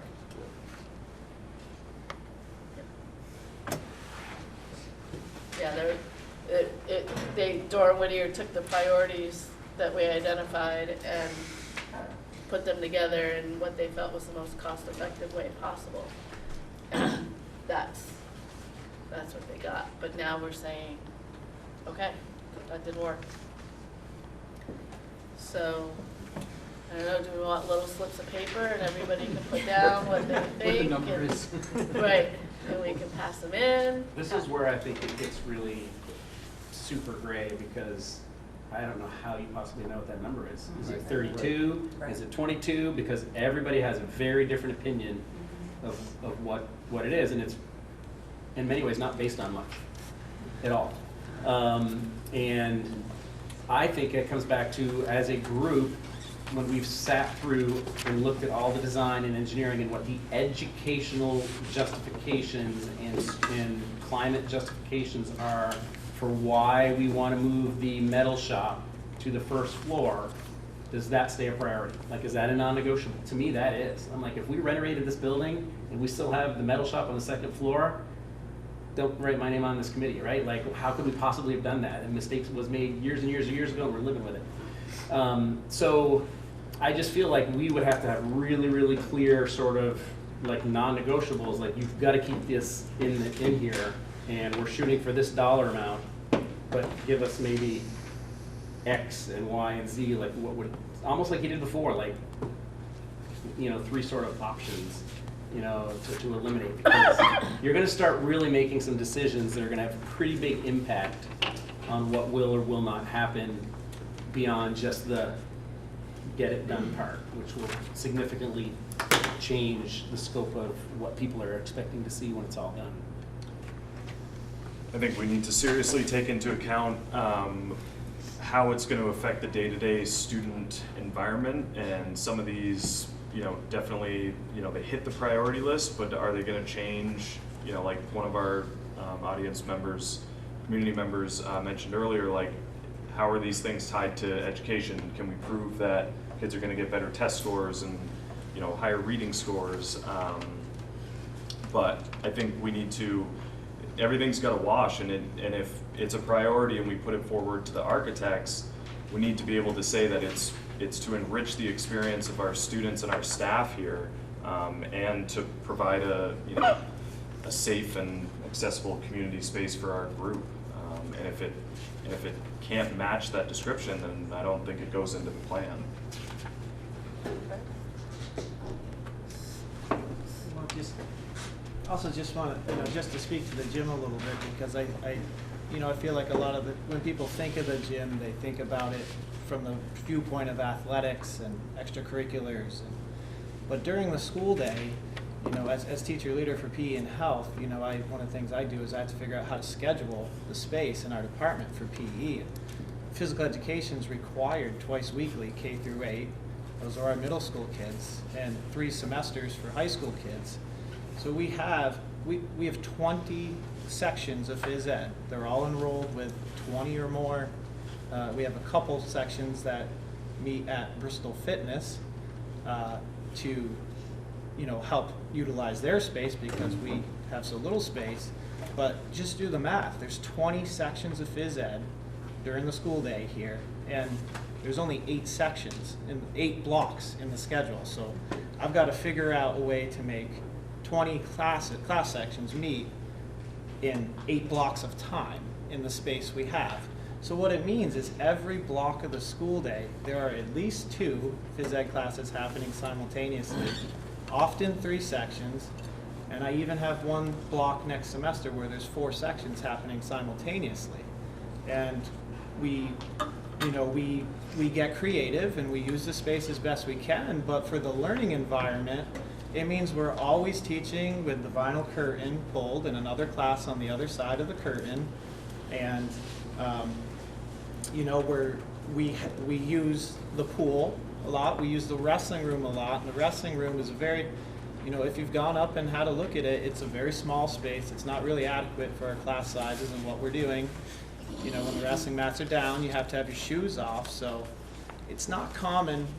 You know, it's probably not often at other schools where kids have to do phys ed class barefoot in a small space with a low ceiling. But we have to do it here because that's what we have for space. So when you think about the gym as a need or a want, you know, it's not just about, you know, extracurricularly, you know, we have 10 basketball teams. We also have, you know, a dance squad and a cheerleading team and a wrestling team, and they're all competing for time in the gym, and that's a huge crunch that is tough. But during the school day, you know, it's a crunch there as well, and it's right in the middle of the building. And it does affect the climate of the school a lot because it's very, you know, there's a lot of people in the space, and it's difficult to manage. So I just want, you know, with the since the camera's on, because for those people that, you know, haven't been walking these halls since 1990 and might not have that institutional knowledge of our sectioning and how much the space is used during the school day, if that helps. I have a question. Yes. How come there's nobody's outside? We are, but so from what you just said, though, you said you're trying to smash everybody into one gym for 20 sections over 8 periods a day. You're not utilizing outdoors anymore? I mean, when I went here in the Not in the wintertime, we winter. did snowshoeing, we did outdoor cross-country skiing. We did, I mean, it was amazing how often we were outdoors. We do that. We still need a space indoors to meet, and there's often going to be days when it's raining or it's too cold, and it's just very difficult to have to go outdoors regardless of the temperature or what the weather's doing. So, and it helps the learning environment for teaching and learning to have a consistent space that, your class meets in. So it would help it would help not just in phys ed class, but I think just the whole school climate and environment in general, because it's so central to everything going on in the building. It's also a major, I've several times been on scheduling committees where we've looked at the schedule, and the gym is it's a big constraint in the schedule that impacts not just physical education, but when you look at the ripple effect throughout the schedule of trying to maximize that, you have to make core teaching teams have certain schedules so that you're not putting kids of, different ages all into the locker room areas at the same time. So it's not just in physical education. These things all have sort of an impact on each other, the logistics of the schedule building wide. And the gym always ends up being quite a constraint when you're trying to make the most of maximizing everything in all programs and scheduling logistics. I spoke to Peter Coffey the other day, and he was the principal who oversaw the Virgin's renovation. And he said the gymnasium was the largest impact on what could happen educationally throughout the rest of the building once they had that space, to speak to exactly what you're saying, because it allowed them to then completely change how everything else in the rest of the school, because they weren't locked to one room's availability, or lack of availability.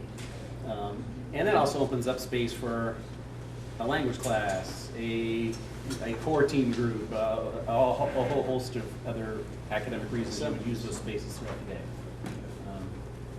Chris, I was just going to say that, Troy, I agree with you. It's really, really difficult to nail down a number. I would suggest that we invite Lee to come back, knowing that the bond didn't pass, and have him look at these numbers here and see what he can do to massage them a little bit. He's expressed concern before about bonds not passing, and has plenty of experience with that. And it seems like, he might be able to give us some direction in how to proceed. We're talking about the gym again. $5 million, could we get it down to $3 million if we change the facade on it, or if we change the size of the windows around the top, or we're talking about the entryway to the building. If we went with brick versus, was it sheet metal you mentioned before? Metal panels. That's stuff that they know about, that they could say, oh yeah, hey, when we did your plan, we were thinking we're going with metal panels, but it didn't pass, and so let's knock that one off and let's give them brick.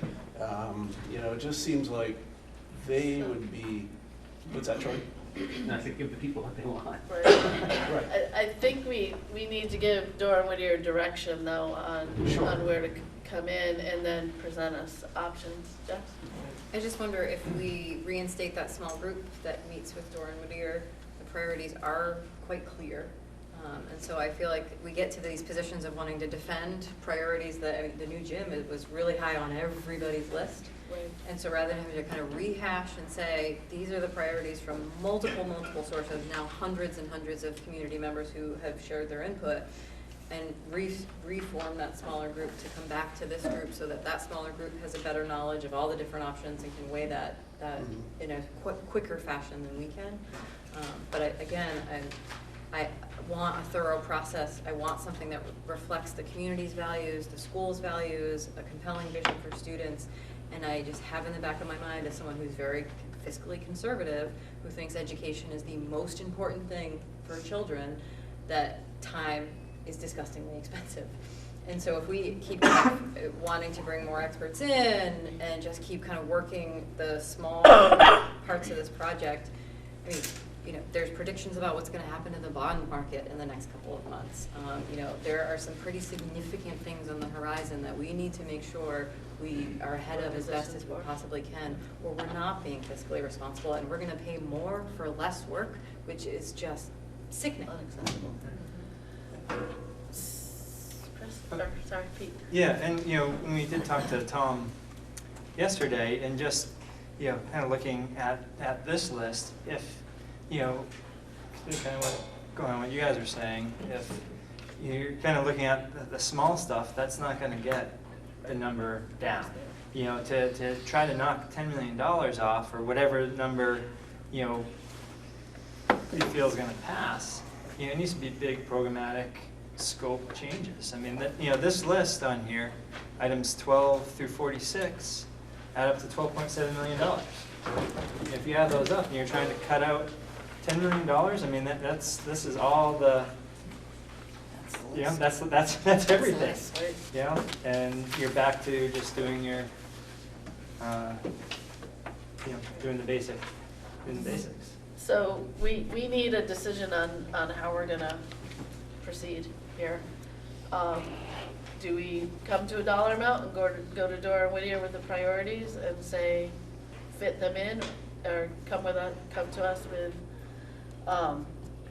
3 different concepts if you want, or come to us with 1 concept with a plan of smaller priorities that can be broken up into summer projects, or you know, the outdoor spaces for eating area. Can we get the Hannaford kids to come up and do that and make that happen, but make it happen in a different way? Auditorium equipment, that I know there's already a group that's been working on that. Can we do the stage and whatever seating, and then work on the rest? Like I said, it's all important, but there may be other ways that we can get some of these other things done. So, but we don't want to be ripping out one thing that we just did because now we're going to do this. So we have to do it in a way that makes sense. I was just thinking, I feel like one of the biggest themes I've noticed, especially just with the number of people in the room community-wise compared to all of our meetings leading up to, you know, August, we have many more people, and I think one of the big terms that keeps being used is community engagement. So I think from a transparency standpoint, it might be best to bring the architect in and or bring the builders in and have the community here present to be able to give that public comment to the architect and ask some pointed questions. I mean, we have a lot of very smart people in our community and a lot of, you know, experts related to those type of fields. And I think that they might be able to ask some really important questions that, you know, while we do our best, we might not have thought of. And I think that that might cover everything, hopefully. We need him to bring something first to talk about, right? Right, but can we So- bring him in and have the community be involved in that discussion? We certainly can, but right now, we need direction on what to give Lee Dorr before we get to him coming here and presenting what he's done. It needs to be cheaper. So it needs to be cheaper. So that's the whatever $1 million question right there is, what price tag do we want to? On the code requirements and stuff is a given. On renovations, does that cover, does that break down so that covers the majority of improvements in the facility that will enhance education? Because all these other smaller items, which all add up, are more, you know, a lot of work in the auditorium stuff, outside stuff. It doesn't really talk about, does the renovation subject matter cover a lot of the variations in moving the classrooms around and improving stuff? If that were true, the first 3 items on the list are $25 million. And there's a target number right there. What do we get for $25 million? So that's That's your There's a target number. right there, 25? Well, if the renovations do the vast majority of the improvements to the facility to enhance our educational process, and the code requirements takes care of the heating system, takes care of the asbestos removal, takes care of the electrical plumbing upgrades. But sooner or later, someone from the state's gonna say, you gotta do this. Like, you got 6 months to do this, or you lock your door. It's never happened before, but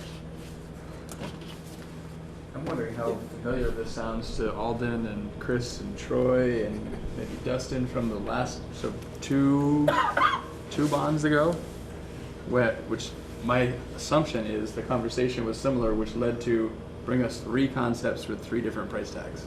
So we can weigh the dollars and what we get for the dollars in determining what's the right thing to bring before the taxpayers. You already have one. We already have the gold plan, or platinum level, so to speak. Right. So is that what we'd like to do? Is have them come back with 2 more, since we already have one at different levels? Bring a 30 and a 25. Right, go with the Bring 25 that you went with first, and then 30. 25, or do we want to go 30, or do we want to go 29.9 to stay under that $30 million price tag? Now we're getting into the psychological. it feels different. I mean, 20%, I think, brings it down to 29. So is everybody okay with 29 million instead of 30 as another option? 20% less and then a 33% less. To the 24, From the 25 range. 35, Yeah. yeah. We've already got. Chris, we've already got basically a number for the, I don't know how you worded it. What we have to do, the bare essentials, we have a number for that already. Okay. So do we want to tell, I mean, I don't want to waste Lee's time and pay So him is more money. the bare if we already essentials have the that. 25 already? No, that was they just did that work and said if we took out X, Y, and Z but kept X, Y, and Z, this is what your number could be. But that didn't. I don't believe that had any input from the Not committee. just this number, I'm thinking out loud in general, looking at this number, but also thinking, we know exactly, we have a rough number of what needs to be done, and the community agrees with that. Yep. We need to do this. Right. There's no question. Then we have the gold plan and the platinum plan, so we need something in between. And I get where you're coming from, but we have voters that may need to see a concept in order to visualize it. So I totally get what you're saying, and we've all lived with this for at least a year, in some cases more, so it's real easy for us to plug into that. But we have to make sure the 5-town voters can understand that and get behind it and make sure they see that what it covers and what it doesn't.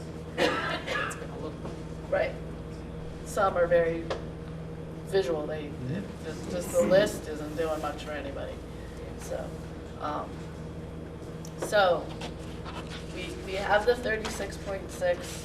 We're talking about asking Doran Whittier for a 25 and a $29 million option, and seeing what alternatives can be done to fit these priorities into those numbers, and we'd have to decide what gets left out at 25 million. Is it worth putting 29 million before?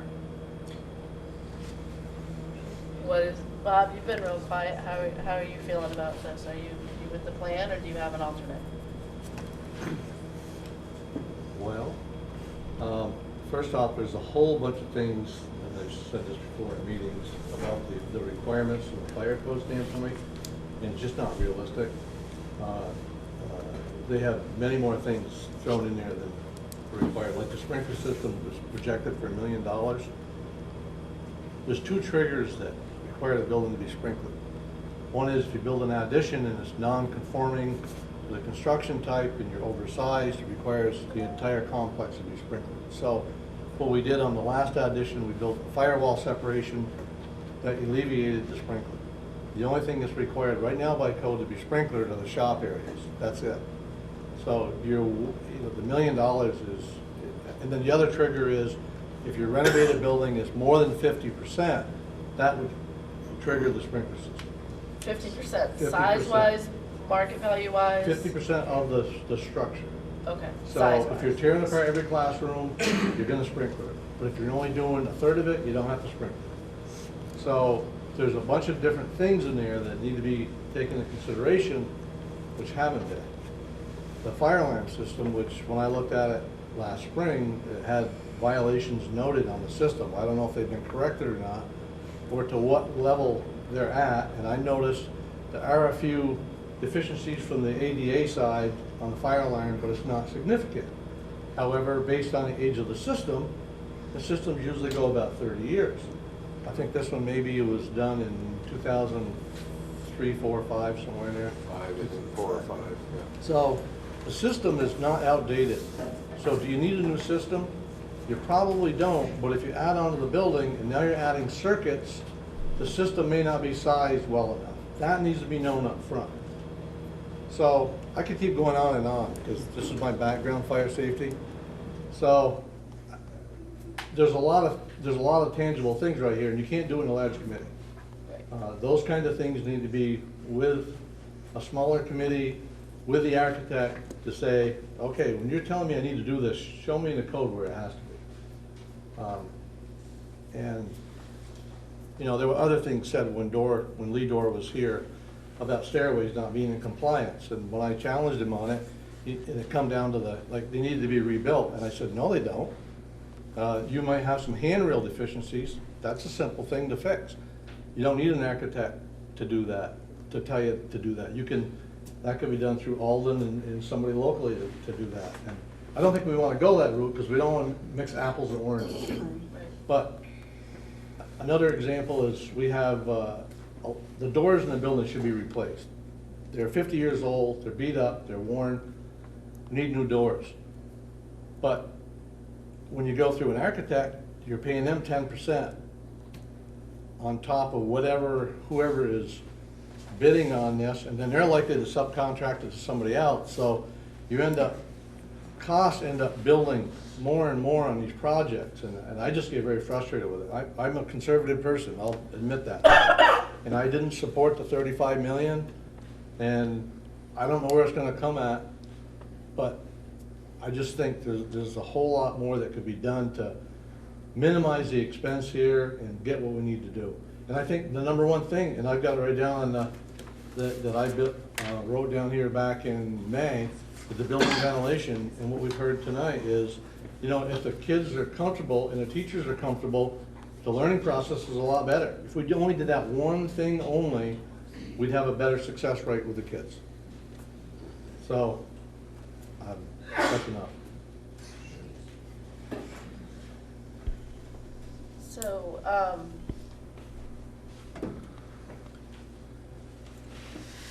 So how do we word it to them? Because we asked them for a $25 million plan last time and they gave us that. yeah. We asked for a plan that accomplished the priorities in the soundest way possible, and that's what we got. So we now know we need to reprioritize.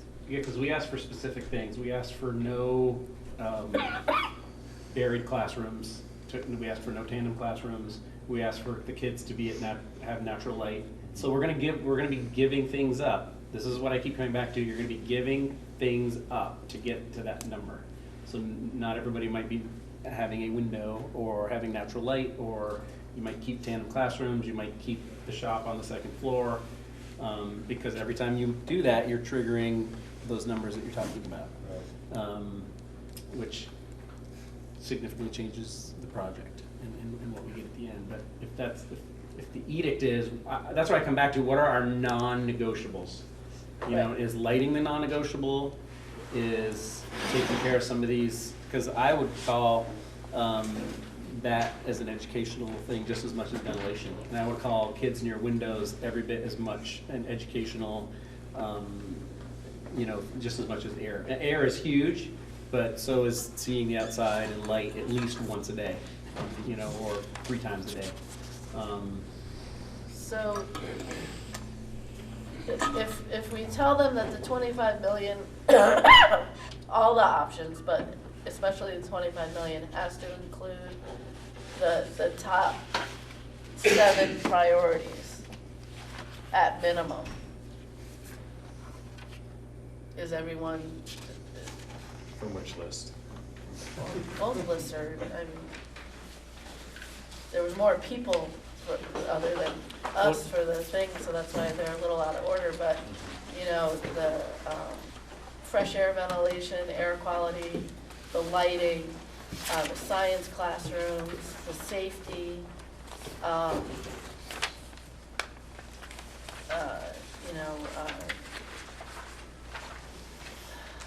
tech ed is a personal thing for me. It drives me insane to have the metal shop on the 2nd floor. It just makes no sense to me whatsoever. For what it's worth, Chris, through the process I just kind of went through here, it's pretty clear what the top 9 are. So from taking both lists and kind of putting them together and seeing what rises to the top. So again, I ranked them each, just sort of 1 through whatever on each list, and then added the 2 scores of the topics. The lowest score, highest priority. Gym was number 1 on each, so that was the highest priority. Okay. With a score of 2. Give you the sense of how that works. The lighting, natural light, was the 2nd highest priority with a score of 5. Air quality was the 3rd with a score of 6. Renovating science classrooms with a score of 9 was the 4th. Renovating, moving the library, that whole sort of package deal with the library came after that, so that'd be the 5th with a score of 13. Library and tech ed go together, because that's why we were moving the library in the first place, was to put tech ed to the back. I'm only telling you the numbers. All right? I'm saying they should be We can read together. into them what we want, but that's the numbers are Okay. 13. Yep. Then the lobby office renovation and the tech ed were tied at 15. Okay. The auditorium renovation was 18, and eliminating the tandem classrooms had a score of 20. After that, it got much less clear as I was trying to make some sense of it.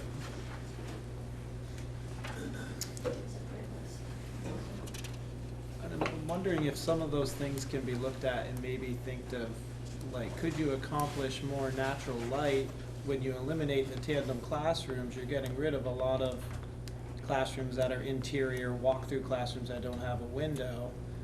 And maybe they don't have a skylight drilled down through the roof, but they now have a window because they're no longer, that's gone. So some things might actually get accomplished by another thing being done. So the tandem classrooms, we eliminate them by reducing their size a little bit and putting a corridor in between the back one and the front one. That front one still won't have access to a window because it's still an interior classroom. But that's just the current architectural plan. The plan could be you Right. make that 2 big giant classrooms Right. that go all the way to the You window. can do that. You know, and there's all sorts of I things you can do. suggested That's that, just yeah. one Yep. rendering. That's the thing that everybody has to remember is these are just Concepts. conceptual Right. ideas of how Right. And it's gonna could come look. down to the design, Yeah. so. Just had one thought as I was going, so like looking at all of these and looking back at what we're charged with. So all of these are within the building. And there was definitely some pretty large items outside of the building. From a personal standpoint, I'd love to see them in there as the athletic director, but it doesn't, those kind of seem to me like the things that they need to be lowered down on the priority list. Like these, I think when we're talking about the education of the kids, the experience they're gonna get day to day within the building, making sure that anything on this list that, or anything that the architect provides to us in 25 or $29 million plans is located within the building or is an educational structure, which I think we've gotten rid of all of our on-campus exterior structures at this point. So I would just add that. And then if they came up with, you can get all of these things for 22 million, then look potentially outside. But So for the 25 million, we want to instruct Dora and Whittier that we want priorities 1 through 9 included in that 25 million. Figure it out, make it work. And then, And what I did was only one way to prioritize, but right, well, I mean, Those have been the priorities. Right. They have not changed in 10 years. Yeah, Those have been the that priorities. was my 25 take. million or less. Is that better? I like it. Okay, all right. I mean, would it make sense to sort of, to suggest a percentage decrease as opposed to a hard number? Because it seems to me that the incentive, if you say we want something, we want a $25 million proposal and a $29 million proposal, the incentive for them is to come in at 24 and 29, or 25 and 29, as opposed to, we need an approximately a 20% reduction, and we need approximately 25% reduction off the $35 million bond, and have them say, okay, well, here's what it would be, rather than giving them a hard, a specific figure. Well, that's where we got those. I know, but I would, when you go to them, say, I you know, can this put is, it both ways. you know, yeah, rather than say, because if you say you want a $29 million bond proposal, they're gonna come in with a $29 million bond proposal. Right. Well, but we also wanted to incorporate just the priorities that are here. So we are giving them further guidance. Go ahead. Chris? So some of the priorities though are safety. I mean, are we telling them we want our non-negotiables, health, HVAC, plumbing, code, all of those things, then plus these 9? That's what we're saying? Right. Yeah. Okay. Yeah. Didn't we hear that the kitchen needed some additional refrigeration? Cold space. Right, so that should be included. And I really like the idea of the elevator on the other end of the building. That makes a lot of sense to me. I missed everything you just finished saying. You're the last state. The last one was that I support the idea of the elevator on the other end of the building, makes a lot of sense. And also there was refrigeration equipment that was brought up earlier on in one of our meetings that if it's necessary, we should make sure that that's included. Thank you. And throw another priority in there. In that concept, just going to the kids who should be the utmost priority here. That project, and it's not mentioned on here, because a lot of the kitchen stuff isn't mentioned, but there was also work to redo the way the service lines work so that kids can get their food faster, because right now some are spending a lot of time in line. Is everyone on board with keeping that in the thing? Does that sit well? You can raise your hand if it sits well with you out there too. I feel like this is a slippery slope. I know. We have all this Right. information and then to say, but this is Right. kind of my preference, or this is my Well, no, preference. that's why I'm asking if you're saying no? I agree with Jess, and we spent, how long did we spend last Yeah. week? Right. It didn't, Okay. I didn't hear kitchen. And I think we have to face a hard reality right now. We're not gonna get everything that maybe people even believe we need. 35 did not pass. We thought that was, we cut things off our priority list to get to 35. And so we're all going to have to realize, we're gonna come to this table and maybe we're 80% happy with what we get, Right. but it's much better than what we currently have. Good point. And we have to figure out how do we get these things done over time that aren't quite so embedded in the larger scope of the project. Because if there's small construction projects we can take over time, Right. great. That's But true. when we're gutting the place, we better get the big stuff done first and honor the priorities that have been established. Good point. And I'm not sure it's fair to Doran Whittier to give them all of the same priorities and add more priorities and now say just build it. All right. I don't know that we'll get the result we're looking for. We'll go with 1 through 9 and the Or as elevator. many of 1 through Right. 9 as you can. Right, exactly. Can you state what the 1 through 9 are, just for the record? The second gym, based on the priorities developed from last week and what the Just committee state the did. 1 through 9. Yep. Second gym, lighting, being natural light or other light. Fresh air, ventilation, air quality, update science classroom, science labs was number 4. Number 5 was renovate, relocate library. Number 6 and 7 were tied between renovating the lobby and moving the tech ed. Number 8 was the auditorium. Number 9 was the tandem classrooms. Thank you. So that's what 10. But again, some of those are so intertwined that one can't happen without the other, and Like I was saying with moving the library, the whole idea behind that was to give tech ed a space, so those Can I are ask kind of. just one question that might pertain to your Dora and Whittier conversation that you have tomorrow? The town of Bristol, in the time frame that this started in 2013, and your concepts before that, Troy, the 8-year process, has since readopted our town plan, and our zoning regs have also changed. Both of those should be taken into consideration with any new outside building spaces. The renovation within the school, I think, would be fine, but in terms of the outside, adding a building, changing the sight lines from Liberty Street down through to the Adirondacks, may not go over that big. And so if Dora and Whittier have not taken the time to talk to the zoning administrator for the town of Bristol, or even visited the zoning board themselves and the planning commission, the dream of the big second gym may be for naught. Because this does sit in the town of Bristol, so the town of Bristol at those 3 levels will have something to say about the project. So that is a big concern, as the second gym where it's gonna be situated. If you read the town plan, from Liberty Street all the way down through to the back side of this, is supposed to be an unobstructed view.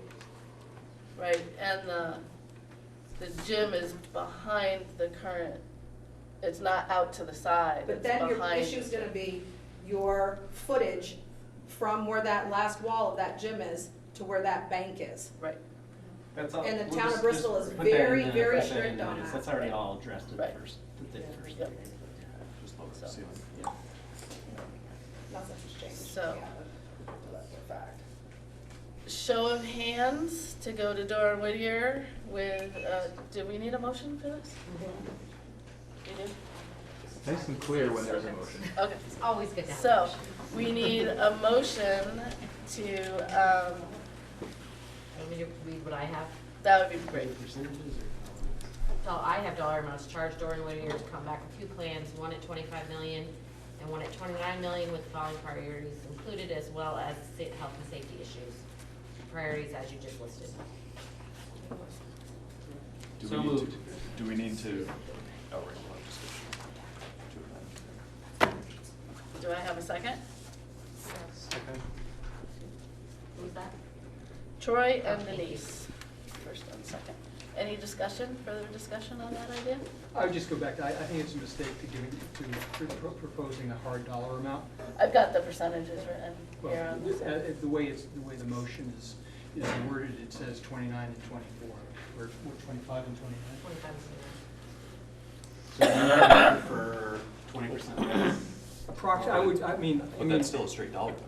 Well, no, I would say, the way I would present it to Dora and Whittier, if I were to do it, would be to say that the committee has met and decided that we would like to have proposals in the neighborhood of 20% and 25%.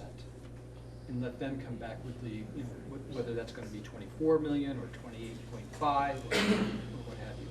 Well, the 25 is closer, it's 30%. So, I know, what I'm saying is that. but we whatever need number- to agree to the percentages that Right. we're gonna go to them with if you do that. And is that friendly amendment, or do we vote this sucker down and we do it? Well, I think the language needs to be really clear because, again, I think what needs to be seen is for $25 million, we need to be able to look at a picture and say, that's what we get for 25 million. And right next to it, we need to see another picture for 29 million and exactly what's in it. And then on the side, it needs to say, these were the 3 things left out because this was your priority ranking and we could not include them in a $25 or $29 million proposal. So I think the wording needs to reflect that they cannot, in their estimate, go over what's allowed. I think that's really important. So I totally agree with what you're saying with like not giving them a number, but at the same time, I think that's the only way for everybody to be able to see this is what we get for this. And then I think the other thing we need to do is go, figure out what that translates into a dollar amount. Everybody wants it to be cheaper. That's what everybody wants. But how much cheaper do we need to get it for people to support? You know, it was $87.50 on a $100,000 home. Would people support $50 on a $100,000 home? $60? What is, you know, what's the magic number? So I think if people can really see, you know, what 25 versus 29, you know, brings to the table and brings to our community, I think we'll really be able to see it more cut and dry. So you're saying to keep the motion the way it is? Can you read the language? My concern is the language of it. I think it needs to be very clear that they need to present a plan that cannot, in building and materials and picture, cannot exceed 25 in option 1 and 29 in option 2. I'd say one Yeah. not to exceed 25 million. Yeah, that'd be okay. One to not exceed 29 million. So I'm wondering about that a little bit. Right. So if I'm playing this out, so let's say Dore and Whittier do their thing, and so for 29,200,000, we get another significant priority included. But our hard directive is do not exceed 29 million. Well, I think giving them the dollar target and saying this is what we want you to shoot for, these are the priorities we want you to hit, see what they bring back. And procedurally, I think, so the question you asked before was, how do we address the motion? Procedurally, the easiest thing is vote it down if the group is not in favor of it, form a new motion, take a new vote. Okay. I don't know, I'm struggling to see the difference between a percent reduction and a dollar amount. If I'm Dore and Whittier, I'm gonna say, all right, so that 10% reduction, 20% reduction comes Right, to because they need to, right. I don't know. So- Right. Yeah. I have a quick question, comment. So did Engelberth get contracted through the district or subcontracted through Dore and Whittier? I believe they're subcontracted through Dore and Whittier. Okay. Alden might know more than that than I didn't get down to the details. But it seems like the contract was with Dore and I Whittier. believe don't it think there a was, yeah, separate they came contract. to us with a proposal which was accepted. Yeah, with the But we construction didn't have manager any- and, right. Because, you know, As a project point, UVM, I work at UVM, I do this a lot with them, they always hire a second estimator. So there's an estimator that comes with the contractor, and then there's the estimator that comes with the customer. Yeah. So I think that's really where some of the value engineering comes in with the design. I think that was done last time. I think there was a separate engineering firm that did the estimation. Is that true, Alden? Seems like I remember conversations about that. It's only been Engelberth. I'm talking about 2004 Right, last time. it was Engelberth back then. It was Engelberth, okay. So there wasn't a sort of an owner's No. rep sort of No. estimator, okay. We've been doing this on a very shoestring, no budget, like 2 buses got sold, I don't know, something happened. We Right, had the very pay- little money. The word- that's So, exactly but what I think that's really important to know is, because people keep talking about making sure we get this, that, and the other thing. Right. It costs money to Do do all that, this, and we have to, and I'm fine with it, but I'm okay to spend money. But I think we just have to be aware everything we ask for at any point in time triggers a cost. Yeah, the cost estimate costs money. But that's one that probably would pay for itself. It does, Yes. yes. Right. Now, so process-wise, going back to what you mentioned, because I totally get that, but Dore and Whittier also came back with 36.6, and we, as a committee, lowered it to 35. So I think we, as a committee, could also have the option to raise it to 29.2 if needed. Accurate? Yep. Because there's the cost of the project, and then there's how much we need for a bond, and they're different. And the great news is that a lot of it is those soft costs. So by lowering it by 5 or 7 or 8 million, we're actually lowering it by much more than that because of the 25%. 25%. So as we lower it by 5 million, we're actually essentially lowering it by 5, and we're That's a good thing to try to inform Right. us dummies. right. No, it's.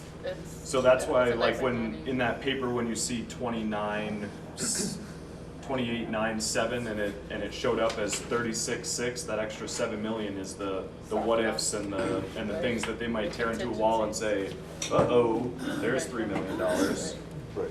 There's a healthy contingency in there that isn't always spent. Right. You Just know, like so- Lincoln. So. But if you don't have it, you're gonna wish you Right. did. Exactly. Better to be safe than sorry. So, we need a motion, or we need to vote on this. So, do you want to hear it read again, since there's been so much discussion, or do y'all remember what the motion was? I remember what the motion is, but I don't know exactly what, are we all voting this down and redoing another motion? And do we know what the next motion's gonna be? Because otherwise it would be not to exceed. I think my friendly amendment would be to not to exceed 25 in Plan 1 and not to exceed 29 in Plan 2, and please, on the side of the plan, list the things that were not included in each plan, based on the priorities 1 through 9. And maybe how much they might. And an estimate of each of those. So, but it's cleaner to vote this motion down and then change it to that, Why? right? I'll make a motion to vote. There's a the motion. first motion Yes, there's down. there's. There's a Yeah, motion you on the can't. floor. Okay, so there's a motion on the floor. We're gonna vote. Let's just vote. Vote it. Yes, so everyone is in favor, or say, all in favor?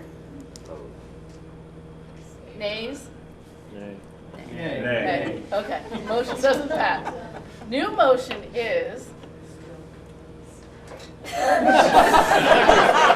I'm sorry. I was gonna put his as a friendly amendment, because that was just a friendly amendment, that doesn't. So the new, so I make a motion that we ask Doran Whittier to come to us with 2 proposals, not to exceed dollar amounts of 25 million and 29 million, sticking to the priorities that the parameters we have given them, and to please add what would be left out in each of those, and maybe some small bump costs with each one that might include some of those that would be very close to fit in. And he'll know how to make that happen. Is there a second? Second. Brad?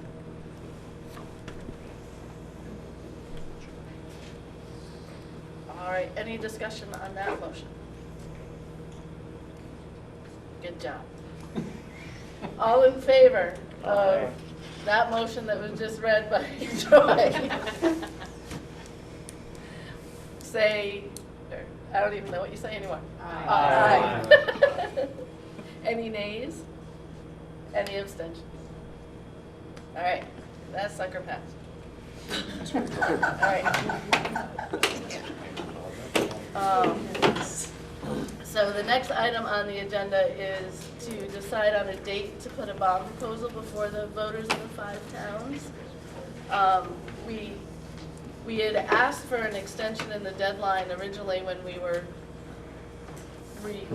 recalled as a committee, because our previous information had been that if we didn't have this process underway by January, it was going to delay any construction until 2020, which would add to the costs.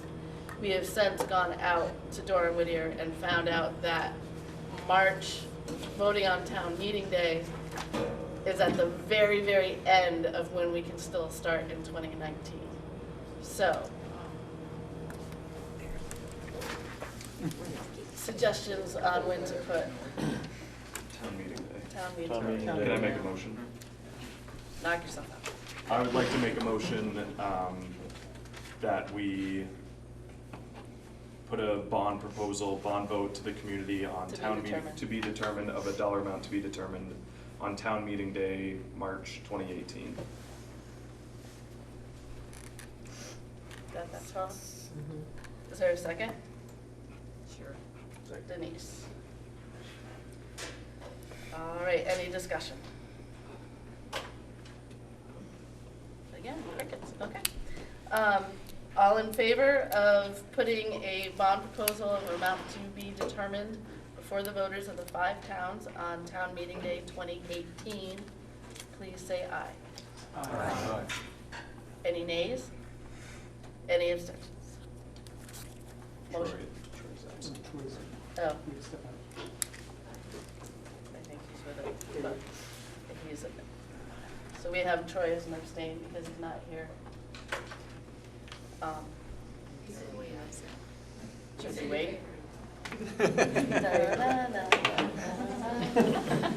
wait. We overrule. So, You are on time. I'm working it. I might offer something for you to think about that will throw you off schedule. Do not screw up this motion. Wait a No. minute. Oh, I thought you voted and passed. Well, we were waiting Oh, for sorry. Troy, because he didn't get a chance to weigh in. So, so it was all in favor of putting a bond proposal and amount to be determined before the voters of the 5 towns on town meeting day 2018. Please say aye. Aye. Oh, you. Aye. Yeah, okay. So it's unanimous. All right. Now you can screw us up. Go ahead. So I'm thinking about the vote you took earlier about giving Dora and Whittier a charge. There's at least a conversation that probably should be had how to operationalize that vote. So there was a conversation about a subgroup of this. So I we need think a Bob motion. mentioned about the challenges of a large group working with Right. with the architects. So we need to authorize a group, a subcommittee, or a couple of individuals to reach out to Dora and Whittier to get this work done. And I think you should identify the people that would form that committee, so it's clear. And So we were part of it last time. it was, So Yeah. Alden, Howard, myself, Jess, Mike, Denny KC, That was Right. later added. yeah. Devin And came on Devin. to. Was it Denny and Devin, I think, were the Denny only and Devin two. were the two additions to that first group, okay. So I think that was the committee. So, And Denny's not on this committee anymore. no. Correct. So, right, yeah. Do we need 5 people to reach out to instruct this proposal? Or instruct this work, though? Is what I'm, Well, so how it played out last time was there tends to be some conversation needed around this to help them understand the process that has, been engaged in and how that came about, and it's a little more nuanced than black and white of do this, that many dollars. okay. So is there, we need a motion to discuss it. So is there a motion to appoint a subcommittee consisting of Patrick, Mike, Alden, Jess, Devin, am I forgetting anyone? Oh, Dennis Casey. Well, he's not, yeah. Right, Well, I think- but do you need a person to replace him? I was gonna say, I think the idea from last time was to also have another voting member present, was the idea, so I think that would be important to Are none add. of you voting members? No. I am, but I was the only one, and I was. When would this group meet? Last time it met during the day. Right. Times? And And it it was would have always to a be met- similar time, or? No, it was sort of I don't scheduled think it met a dependent. lot. I No. think it met once or twice. It was just a couple of times. Where did it meet? We met at central office. Do you call this an advisory group? I'm sorry. Subcommittee? Because Dora and Whittier is gonna need time to pull all this together, so we're probably looking at 3-4 weeks for them to do this work, right? I'd have to ask them, I don't know. So. I feel like that would be ambitious. But we are on, even with a town meeting day vote, we are on a hard deadline to have a proposal to you, for you to then bring to the Mount Abe board, which will have to be called for a special meeting because they are not meeting in January. So we're looking at January 15th or so, that we have to have our work done in order to get it to This Mount committee. Abe. This committee. Right, So with, and then, with the town meeting day known now, assuming the Mount Abe board accepts that as part of the recommendation, because we'll need to ask. it for has an to be extension. warned not less than 30, not more than 40 days prior to that. So that's really, that now becomes the deadline for Mount Abe to hear my recommendation, take action, approve a warning. Right, so that's like around the 20-something of January? Less than Well, so if it's early March, if you Oh, come less than back 30 days, that's early February, so you're looking at end of January. Okay. And So middle January-ish, pushing toward the that end of we January need for to this committee to finish- finish up. give you time to consider, give Mount Abe time to do it, time to warn, Correct. with a little bit of time in case something goes completely. You may want to check publication deadlines with your town clerk or whoever does those reports. I believe it's, yeah. Been on the wrong end of that. It's- we well, we'll have other stuff going too, so we're aware of that. We're just not aware. Karen's got it all down. She's already there. So. You need a motion. We need a motion. And is there anyone, another voting member of the committee who would like to join the subcommittee to replace Denny Casey? Sure. Denise? Or he's got. Rock, paper, scissors? Have at it. Yeah. You've got some more So, experience with the architect. so Pete? Sure. So, the subcommittee, motion on the floor is to appoint a subcommittee of Patrick, Mike, Devin, Jess, Peter, Alden, and Howard. Gotta remember Howard. To meet with Dora Whittier and convey our hopes, mission, intent, all good words. So is anyone willing to make that motion? So moved. Devin and Allison. Any discussion? All in favor of appointing the subcommittee? Do I really need to name them all again? Okay. Please say aye. Aye. Any nays? Any abstentions? Okay, motion passes. Are we doing okay for you? Okay. So our original deadline from the Mount Abe Committee was to have this work done by December 15th. That's not going to happen because we're not going to have anything back from Dora Whittier from then. So I need a motion to go to the Mount Abe board to ask for an extension. We'll give ourselves a couple we'll say January 20th, but the goal is to be done earlier than that. Or do we have to name the earlier date? Would you be more comfortable if we extended the deadline just until January 15th feels better to me, but Okay. So, I'll take any days I can get. Will anyone make a motion to, who goes, do I go to the Mount Abe board to ask for, do you go? How does this work? You do. I do. Because you're the chair of the committee. So, will anyone make a motion to appoint me as chair to go to the Mount Abe board to request an extension for renovation committee work till January 15th, 2018? So moved. Allison. Is there a second? Sure. Sorry, Denise. Any discussion? And that's just identifying, asking that by January 15th, we have a date, we're gonna put it to voters with a dollar amount We have a attached to it. proposal to give to Proposal. Patrick. Okay. That's really Patrick. Our work Bring it is, to the board. that's our That's our date. yeah. So subcommittees have to meet by then, we'll have another one of these meetings need where the they present it concepts. in front of everybody, and Yep. then we will present Yep, Patrick. we need to Great. bring it out and go from there. So, Seconded that, I'm sorry, Chris. sorry, that's right, Denise? Any discussion, or we already did discussion? All in favor of asking the Mount A board for an extension? Aye. Any abstentions? Any nays? I did that backwards, I'm sorry, it's been a long day. All right, so motion passes. Do we need, there's board members here, obviously, and do we need to prep the board that they might need to have flexibility around some extra meetings, special meetings to make this all work? They're well prepped with that. Dawn's there, Aren't she's you? on it. So, we're good.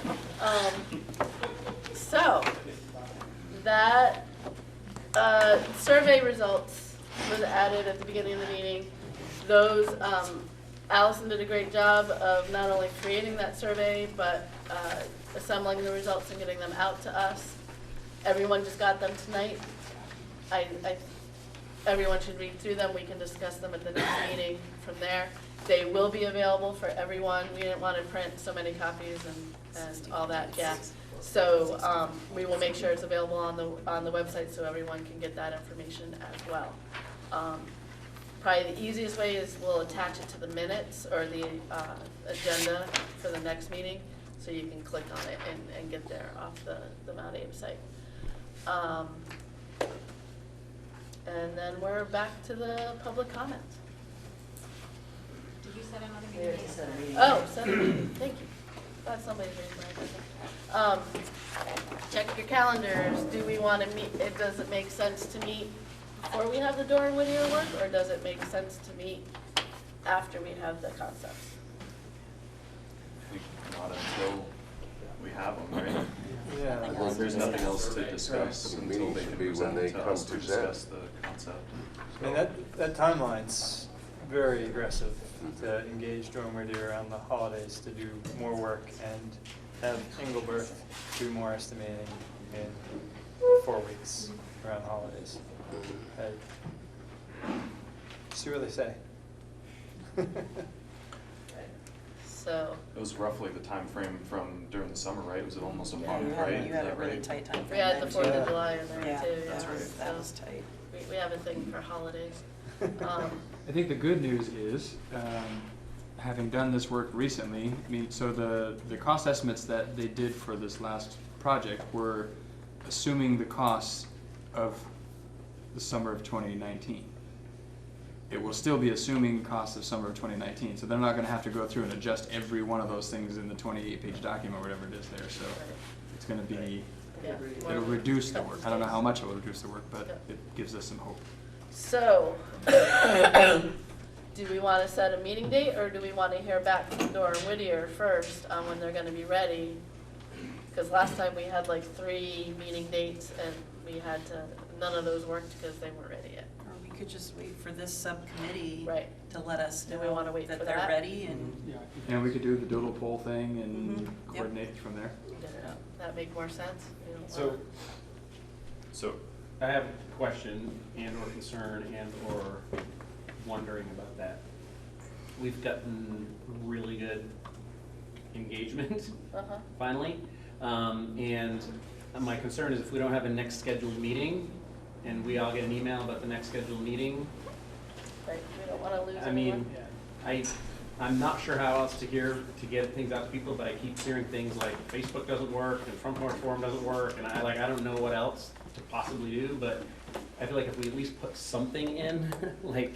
Sure. And if we decide to move it forward, we can warn it that way, but, I'm just concerned about people feeling like, well, we didn't know you had a meeting and nobody told us.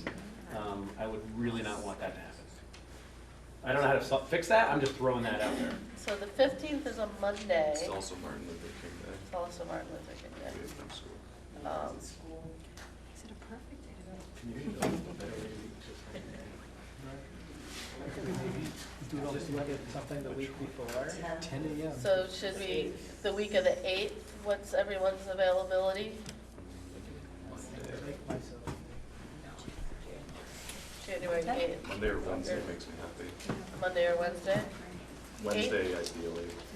8th or 10th of, No basketball games. 10th, there is actually nothing going on that night, so Oh. that would be amazing for me personally, but Okay. it's like the one night this winter with no home games. So what does everybody else have available? 10's fine. 10? It's a Wednesday. Wednesday. We'll lose Otto and we'll lose Matt for a Wednesday. And you'll have Mount Abe, Hanover. We could do the We'll let 8th. you know. 8th is a Monday. Patrick? 10th is good. Alright. We will, Otto's not available on a Wednesday and neither is Matt Brown, so, Was there a different date proposed other than that The date? 8th is another date. yep, What are we looking, what, I'm sorry, the 9th is a Tuesday, Right. sorry. right. So the 10th is a Wednesday, yeah, I Yep. can't do the 10th. Um, But I could if absolutely necessary, if it doesn't work for other people then. are y'all available on the 8th? Got one. Yes. Should we just raise our hands if we're available? Yes, that would help, because I'm looking at, alright, and almost everybody, you're good? Dustin's checking? Yeah, I'm seeing what's posted. 1, 8. Yes, So this and is on then, Wednesday. so Monday, Monday. that's Monday the 8th. 6 o'clock here? And then that way Otto and Matt can also make it. The 8th is fine. Oh, all right. Yeah. January 8th, 6 o'clock here in the, and we will update you if we're not ready to do that. We'll get the word out however we need to. But Front Porch Forum, Facebook, we'll get it in the Independent. I don't sweat it. So, all right, covered the agenda. Public comment. Thank you all for staying. David, I called you first before we cut you off. Thanks for your hard work. It was awesome. You feel the energy. It was really great. And so just two quick things. One is this notion of time being expensive. Look somewhere in the conversation, knock it back from 30 to 15 years, because you'll save them. You'll save millions. So make sure the time period alone is looked at really carefully, because that'll save time. And I think that's really important to the community. The other one I wanted to say, that notion of the essential upgrades to vital systems is really good, better than doing nothing. It's really powerful. And so just thinking about selling this, thinking when you talk to Doorway, you want a document that you can use for sales. You want to be able to sell us. We want to get to yes. And so I don't know where it fits in, but the notion of taking care of the essential upgrades to vital systems and putting in a basic gym, to me, would be something I'd love to sell. I could sell that. I think we could sell that, whatever that number is. So, so who knows? Maybe you go back. Who knows? I know you voted and stuff, but just know they're going to have to figure out these numbers anyway. You want selling documents, something that's going to move this with the community. Patrick mentioned 3 scenarios. The one of essential elements and a basic gym has got to be the bottom. That's going to be the floor. That'd be a floor. That'd be the place. It's like the little pinto that you're selling. And No then, pintos. and then your other We don't two. want any pintos. Yeah, well, so just, that's that piece, and I just want to, again, the other piece that I think is so important for sales is local contractors. Everybody tells me, well, we can't have local contractors. We have to have local contractors. We've got to figure out how to get the locals in here, because they're the ones who are paying the taxes. If they can see themselves getting a check out of this, that would be really awesome. So I think That's further down the road. yeah, but just keep it in the, just keep it, and when you're talking to the contractors, just like Bob was saying, they'll sell it, they'll tell you something, but if you push them back a little bit, with some of them, like some of that same sort of thinking that Bob was bringing to the table, hey, they're gonna do it, because you're the customer. Jill? To build on what David was saying, I have a little experience having worked with Dorr and Whittier, and they have an interesting approach to consultants and how they get their numbers. So what you're saying about the numbers looked a little high to you, and you could see how you could value engineer out the design process. I had the same experience with them around IT and AV systems. We might be able to get some local expertise in that knows the culture, knows that level of tolerance. It's probably not a big savings, but I think there might be some opportunities there. Right. Yeah. So, building on what David just said about selling it to the community, I'd like to put out that you have three plans, right? So you've talked about 2 plans. I think this plan is the community has said it's off the table, right? The platinum. So I would suggest you go with the bronze, silver, gold, right? So you've got, at 29 million, that's $70 per 100,000, roughly $70 per 100,000 taxes. If you go with your 25, that's 61. I would suggest you go with a cheaper chicken one, because if you present people with 3 plans, you're going to drive them to the middle ground. So I think you want to really choose your middle ground carefully, and it might not be 25 million. It might be, they come back with 25 million plan, and you say, well, if we just move it to 26, we're going to get 8 of our 9 priorities. We're going to take care of the essentials, and we're going to get a lot of what we want that's really going to add value. So I think it's a question of doing this, maybe asking for 3 numbers, and then being really strategic about how you sell it to the community. One other thought that I had was just around, once again, choosing how you make some of those, figuring out how you make some of those choices. And I wondered if there's a way of tapping other sources of incomes, like corporations or stuff like that. And I'm just thinking that some things are easier sells for an outside source of money. So like athletics, it seems like you can fundraise. And again, okay, I'm not coming at all from, I'm not a parent, I'm not involved with the school. So I don't have a clue how hard it is to fundraise for athletics. But it seems to me that there's two items that could be more interesting to outside sources of funding, and that's the athletics and that's the arts. So maybe we forego some of the upgrades to the auditorium and sort of the arts program in what's going on here, with the idea of being strategic about going to corporate funders or something like that. I have no idea if that works, if that's even reasonable, but I just, again, it's about strategizing how you're going to maximize the money that you're going to get from taxpayers. Speaking from experience for fundraising for sports, our businesses in the 5 towns are incredibly supportive of supporting the school. I would hate to go to them for more because they already do so much. So we'd want to draw from sources outside the 5 towns because our small businesses here get hit up constantly for things, and they're incredibly gracious in supporting those efforts. So we just want to be sensitive that we don't. Sure, we're gonna up your taxes, and we want you to do this first too. We want to be careful that we don't over. It was just something I hadn't heard. No, it's a great idea. It's just we want to be careful. I just wanted to add to that. In order to knock some things off of our list because we're fundraising, we have to have that fundraising in place and taken care of by the time we give you a bond. And we have to meet before the 15th of January, and there's just no way that we can do that unless all of you can put together a committee to get that done, because that's like 6 weeks. And also, grantors are really looking for the community support before they invest. And so until the community gets behind the project, they are unwilling to put money on the line for something that is really not something the community can support. In your prioritization, if you decide, so there's a risk involved, right? There's always going to be a risk. When you say maybe there is the goodwill out in the community to take care of the auditorium issues, or somebody wants to donate, money to fund the lights or whatever, and so they get their name on the playbill. I don't know how you do it, right? But if you say, okay, in this planning process, we're going to just cross that line off of our priority list. The architects don't have to worry about it, and then that becomes one of the projects down the road. Right. The summer projects. Okay, what? Go ahead. Hi, John Donald from Moncton. I have a quick question.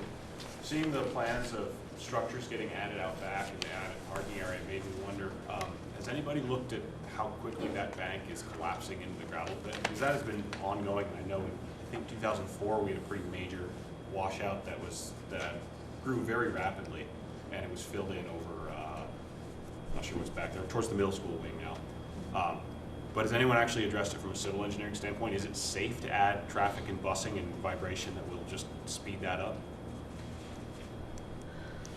That was done in their initial site, when the engineers came and did the whole building. They looked at that. It depends on who you talk to. I've heard that thing hasn't moved in 20 years, 2 inches, and I don't know where people get their information. But I know that everything that we've heard from any engineers and people who've come and done the site work, it hasn't come up once as an issue. I walked there tonight, actually earlier, and definitely saw, areas where the roots that are not old roots are hanging there, and the stuff is washed out. And these things that come in and stuff washes out. So stuff is washing away, and it's making this scallop shell kind of thing. And I also had a long conversation with there was Abe a reality about here this that afternoon. people kind of raced by, and there was a line item of supporting this embankment for $300,000 or something crazy. But as I understand it, the school owns land up to a finite line, just like your boundaries on your property. And your neighbor owns the next piece of property.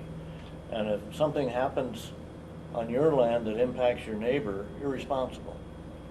So if, say, a piece of this pit here that belongs to the town of Ferrisburg starts to slide and it starts to impact the school property, not because of the school, the town of Ferrisburg is responsible for stopping it and controlling it. That's a fairly simple, I'm not a lawyer, but that's a fairly simple bit of common sense. You know, if something happens to your land from your neighbor's activities or lack of activity, they're responsible. It's as simple as, we don't own, the school doesn't own down over the bank. Someone told me this was brought up at one point with the school board, and someone said, oh, no, don't even talk about it. We don't want to lock horns with Casella's expensive lawyers. Well, Casella's own the old dump over here, the old landfill, that's been reclaimed and built up, and it's the furthest piece away from the building, and it's also built up 3/4 of the way up the bank anyway, and it's been seeded and maintained. So, yeah, it's spooky to look at that, and a little of it slid some time ago, a long time ago, but I like to be proactive about everything, but that's one of those things, if it starts to act up, then somebody's going to have to deal with it. And it shouldn't really be a part of, you know, a hypothetical situation that we're voting on spending money on now.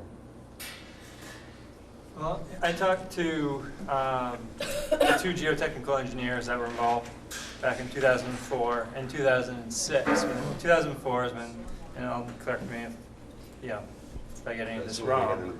But yeah, and so there was an erosion problem that happened in 2004, and it was partially fixed. And in 2006, when the wood chip boiler plant happened, it was addressed again.